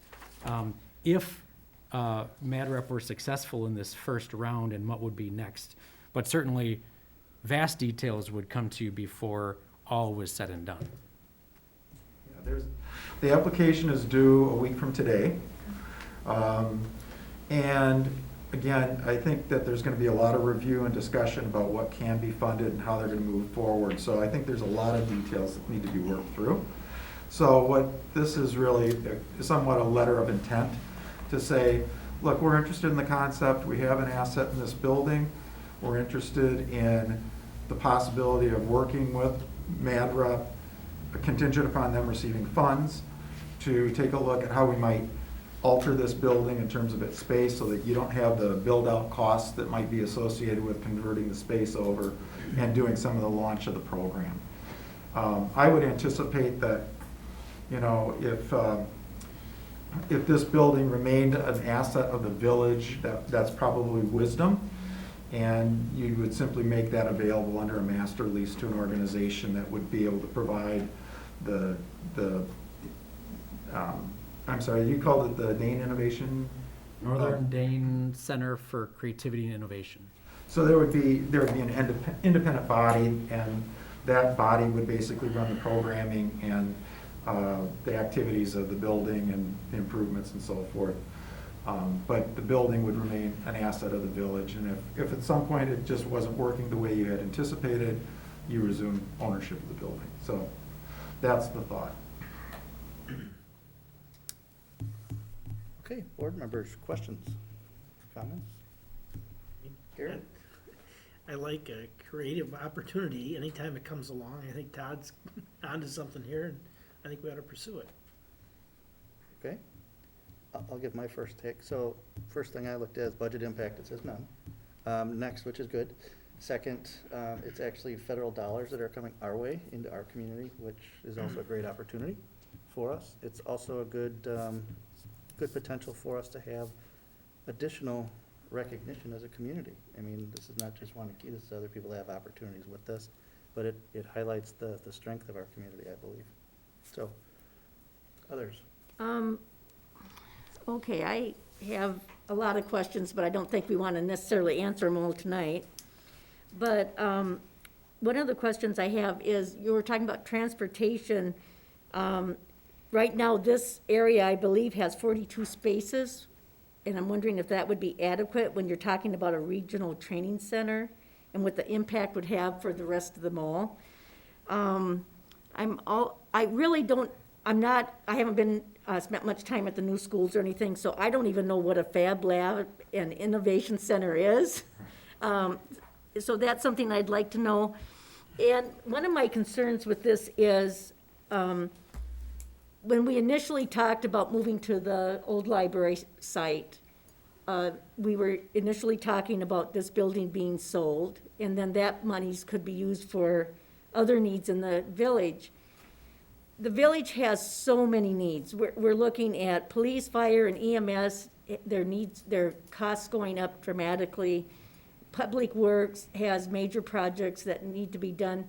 You know, I like your concept, but I question giving up the monies that we would receive for this building to go into this project. You know, I'm all about creativity and art and doing things regionally, but in the back of my mind, I still have these other questions. And could you please tell me what a Fab Lab and Innovation Center is? It's short for Fabrication Lab, so basically Okay. 3D printing and kind of applied, if you think about the technical arts programs that we used to have, a shop, that sort of thing. I mean, we're using technology now to teach kids, and actually, this Fab Lab facility in Waunakee, in the Waunakee High School, is one of the kind of state leaders in terms of what's happening. So basically, it's giving kids the ability to do applied problem-solving projects. And that's one of the things that employers say most consistently, is that they're looking for people who can be problem solvers, who can communicate with others. And those soft skills are typically missing in a lot of our labor force today. Kids used to grow up on farms, and they used to make, you know, they just get in and do what needed to be done, and if that didn't work, they tried something else. That's the way it used to be, and we had a lot of problem solvers in the workforce, but family farms have gone the wrong direction. And so we're looking for new ways to train kids and give them exposure. So that, that's one piece of it. I think on the parking piece, that's probably not a major piece. When I talked about transportation, childcare, each one of those is 4 distinct components, but regionally we're integrating them. I think what we're talking about here is, working with groups of people at different times, and so there's people in and people out. So I wouldn't anticipate it being a big regional center where we're hosting large events where it would place a parking demand unnecessarily on the property. So would the classes include something such as photography? The art tonight was beautiful. Would it include different aspects of that? And would it bring community members who have these talents in to work with the people? It's basically, it would be a facility that would help facilitate people coming in at different times.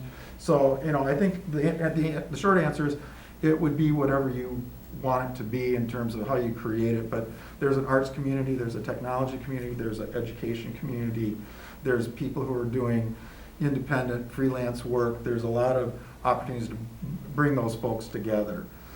And one of the things I wanted to just share with you is, and it's somewhat related because we're dovetailing a different piece, but there's a program in Janesville called Elevate, and it's done through Janesville Craig. And there was a program that was developed over in Pewaukee at the high school level, and basically what they're doing is they have a capstone program for juniors and seniors. So they bring 3 different course areas together. They run kids, so cohorts of about 30 kids through at a time, and they're learning about business, small business.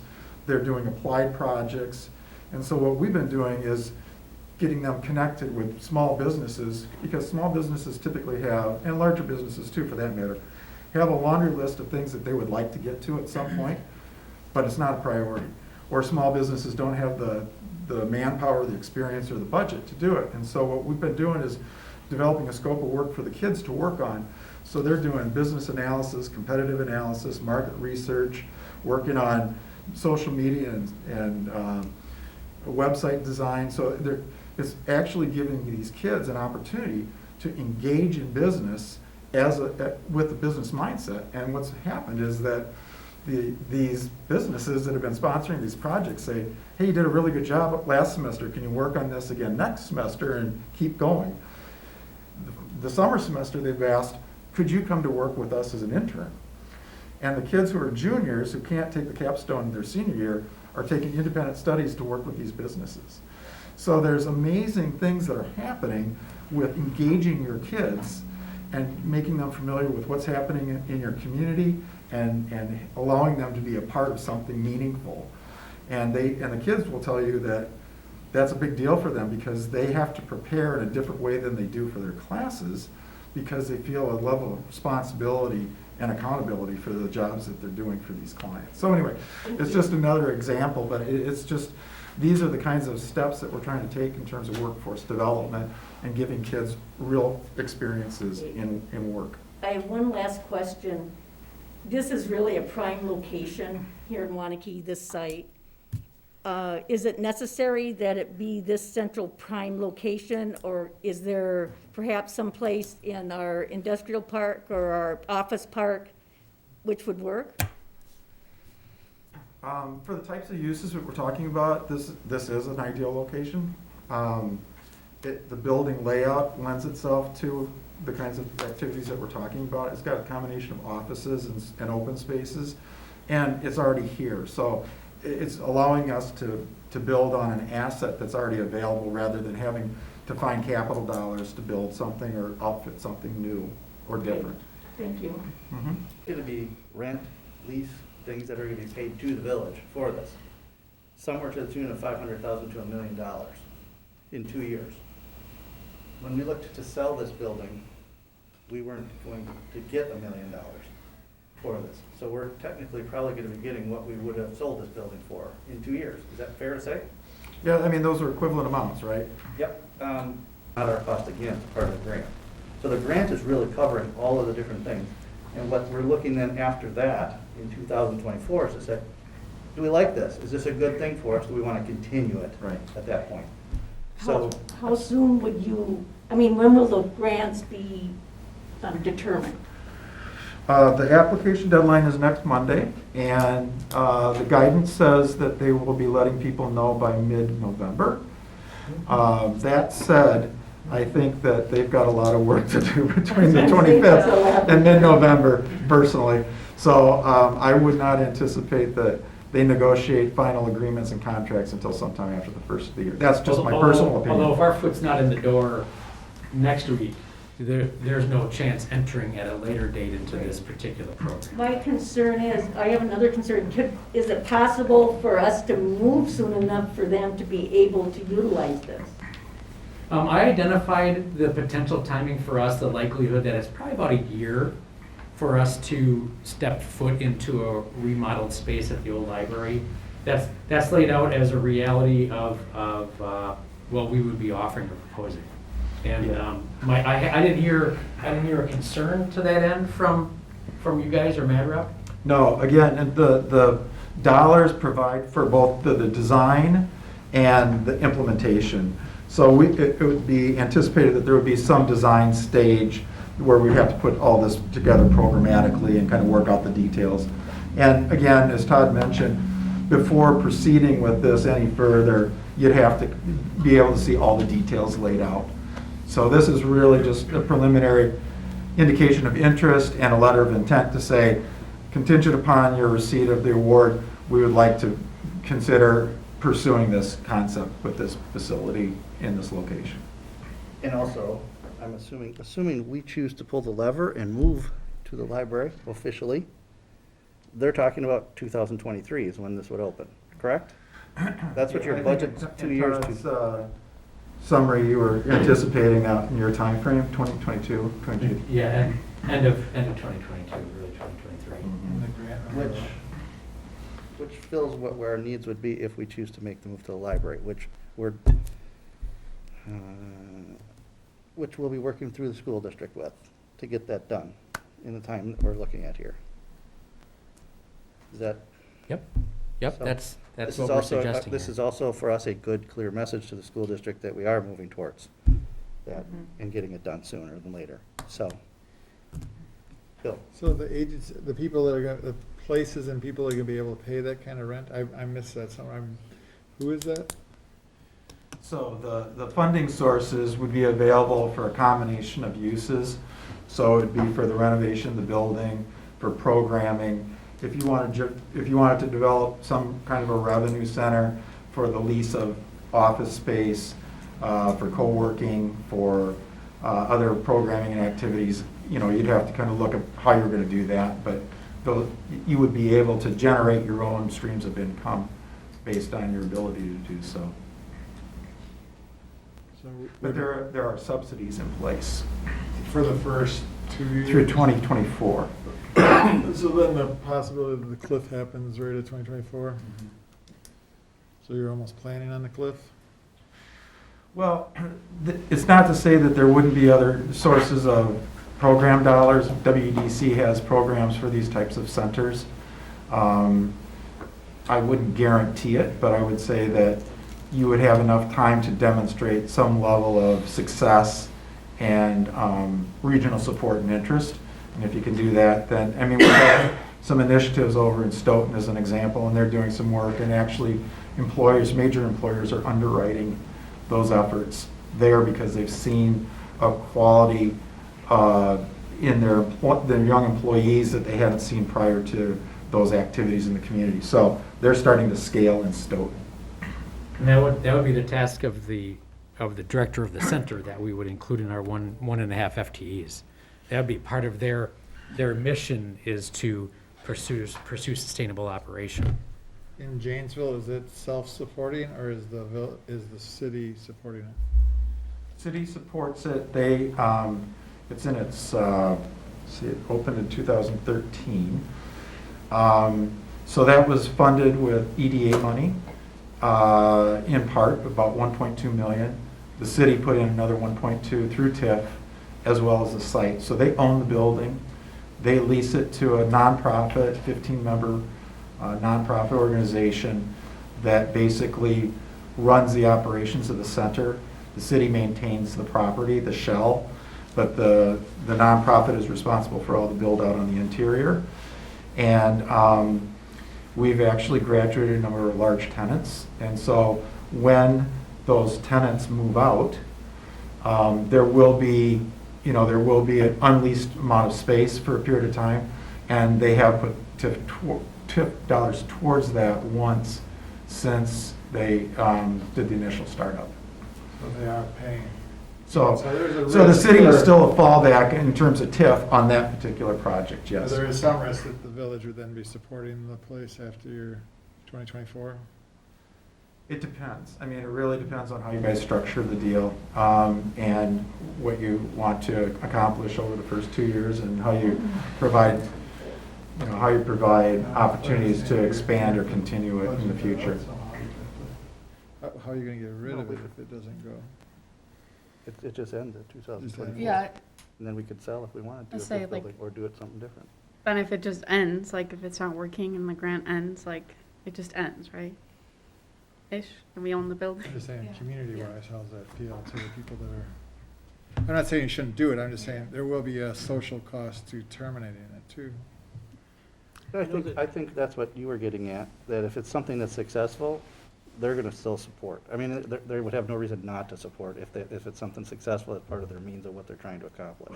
I mean, as an example, again, in Janesville, because I worked on the MG&E Innovation Center at Research Park, and also the Tech Center out on Stoughton Road and Anderson Road, which was a private facility, by the way, in that location. But in Janesville, there's clearly been TIF funding and support for the project, but there's also been private foundation underwriting and contributions. There's been state contributions through WEDC. So there's been a significant amount of outside donations because it's a nonprofit running the center. And when they started that, did they own the building already? The city owned the building, yeah. That came through EDA funding, Economic Development Administration funding, after the floods of 2008, as well as the GM closing, which was immediately preceding the floods. And so the idea was to diversify the economy. But we've had about 24 tenants in that space, and some amazing businesses that have come through there and actually grown within the community. We had 3 graduations last year. One was a company that left the Innovation Center with about 4 employees, and they're at about 20 right now, planning to go to 30. Raised equity, got significant capital investment from debt. We have another guy who was a police officer, actually, and started his own printing business, doing printing embroidery. He just graduated out of about 5,600 square feet into 14,000. The other one that I mentioned was 8,000 to 30,000. And we had another guy who was a local guy and had a software business, had a huge database of information that was of value, and so they monetized the data, and he created a data analytics business and ended up buying a building in Janesville. So we've seen a lot of development of the business happening at the center, and then they move on to other space in the community. Is there any chance that something like this would eventually become self-sufficient? I think that we have to view it as an investment in developing innovation and businesses and connections in the community. And it's never going to be a big moneymaker in my estimation. I wouldn't go into it with that thought in mind. I would be misleading to say that. I think they have natural cycles, and the benefits that you see, you can quantify. But it's like Todd was mentioning with the TIF district in the downtown, At the time, you guys made a lot of investment hoping somebody would come, and then you had a hiccup in the market, and actually it might have been to your benefit to have that hiccup, because you probably would have had a smaller group of businesses and buildings on that stretch than you ended up getting, which was higher density, higher quality, and higher ongoing tax revenue for the rest of the life of those buildings. Chris, when on the library board, Mike Ricker, he's on the library board, and when they got doing this at the high school, the Innovation Center, the passion that Mike has about, helping kids out and, doing these types of projects, when you see people like that, it gets you pretty excited because you can see, or they can see what can come if they just work with kids. I just think this is a neat opportunity for us to, try to take advantage of it. We made investment at the high school. There's a lot of people that I think have invested a lot of time. I just think it's a cool idea for the community. Sam? Well, since we have a week, I would say, but you also have to think about if for some reason this doesn't work out in 3 years and we get the grant, we get a free renovation of this building. If we do an appraisal, that could boost the appraisal value right there. Yeah, Something else to consider. no downside to me. Did you use the Fab Center? No. School at all? My personal opinion as a recent graduate is it got some use. I don't think it was necessarily used to its full potential, but I would say a lot of kids didn't really use it, to be perfectly honest. Aaron? I'd say a lot of my friends that took classes in there, like, now I'm like, one of them just started a job at NASA, like, kind of building on these things, like, I guess if I can just go into my, Go. I support this, I think this is great. We are not guaranteed to get this. I think we should shoot our shot, see. And I think, like, Create Waunakee, we've kind of talked about this, like, long-term, if it's morphing out of the village into its own kind of organization, maybe this can help push that or kind of be a home to that. But I think there's so many, like, benefits that maybe you can't quantify right now by looking at this, but I like the big dream, and if it works out, I think it could be really neat for our community. So, Bill? I'm interested, confused, and scared. as most things.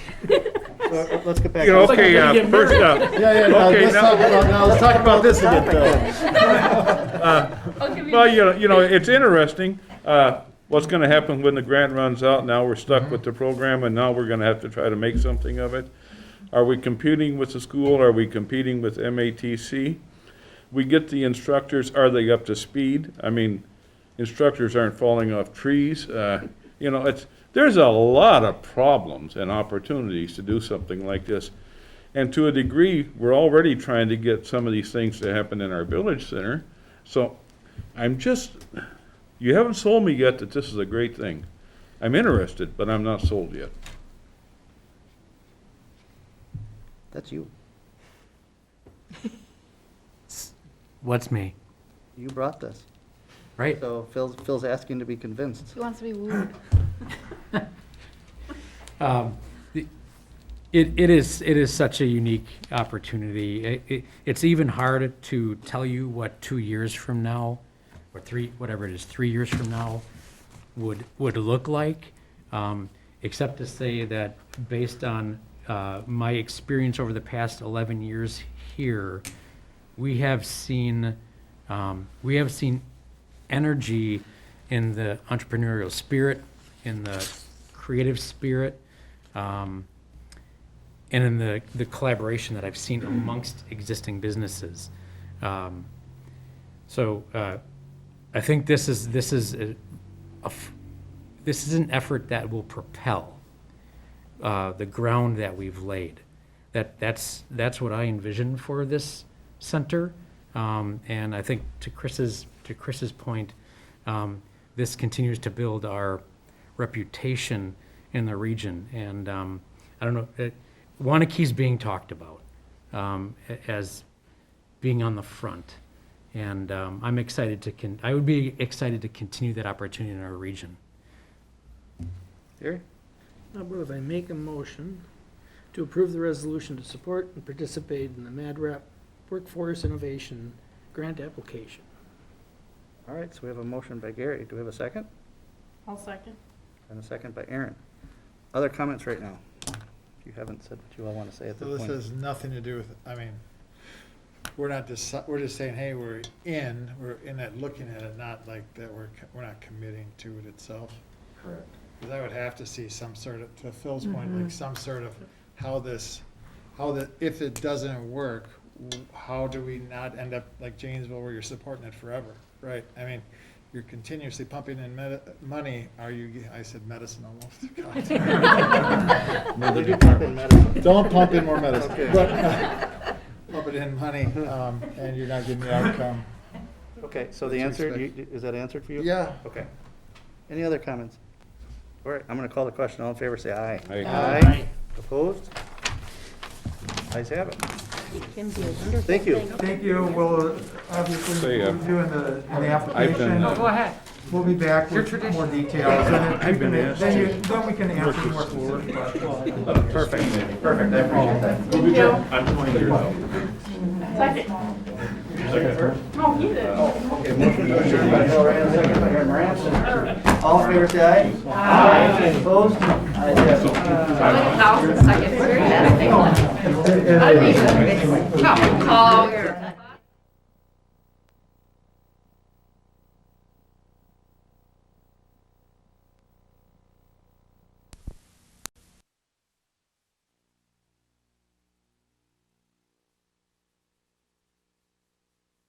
They are going to be occupying the space formerly held by Kuko's here on Century Avenue. Kuko's is moving to Doughboys. I think of their name as Bandies that they tried to change to. So this included in your packet was the application. It has been reviewed by the police department. Staff and the police department recommend approval. Okay, do we have a motion? Can I ask a question quick? Yes. So how many of the original ones do we have left? So this is a reserve Oh, okay. license. So this is a 10,000. This is, okay. Yep. I guess I read that one. Never mind. But original because this is the first time issuing it. That's why we're calling it Gotcha. an original. But okay. Yep. Then I'll move approval. Motion by Aaron Moran, Oh, should I read this? No, it's fine. Okay. Second. second by Sam Kaufman. Any other comments, questions? Okay, call the question. All in favor, say aye. Aye. Opposed? Ayes have it. Next, under new business, discuss and take action to place on file proposed 2022 operating and capital improvement budget. Hey.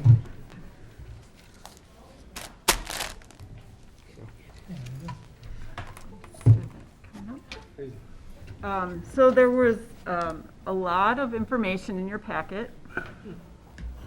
Great. Now, after I practiced how many times? It's not working.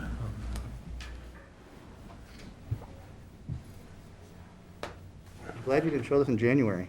Why does it keep going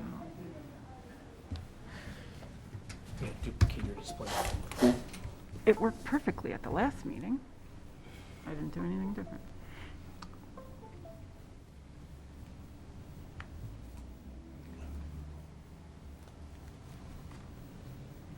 I don't know why it's. Kind of a peaceful budget.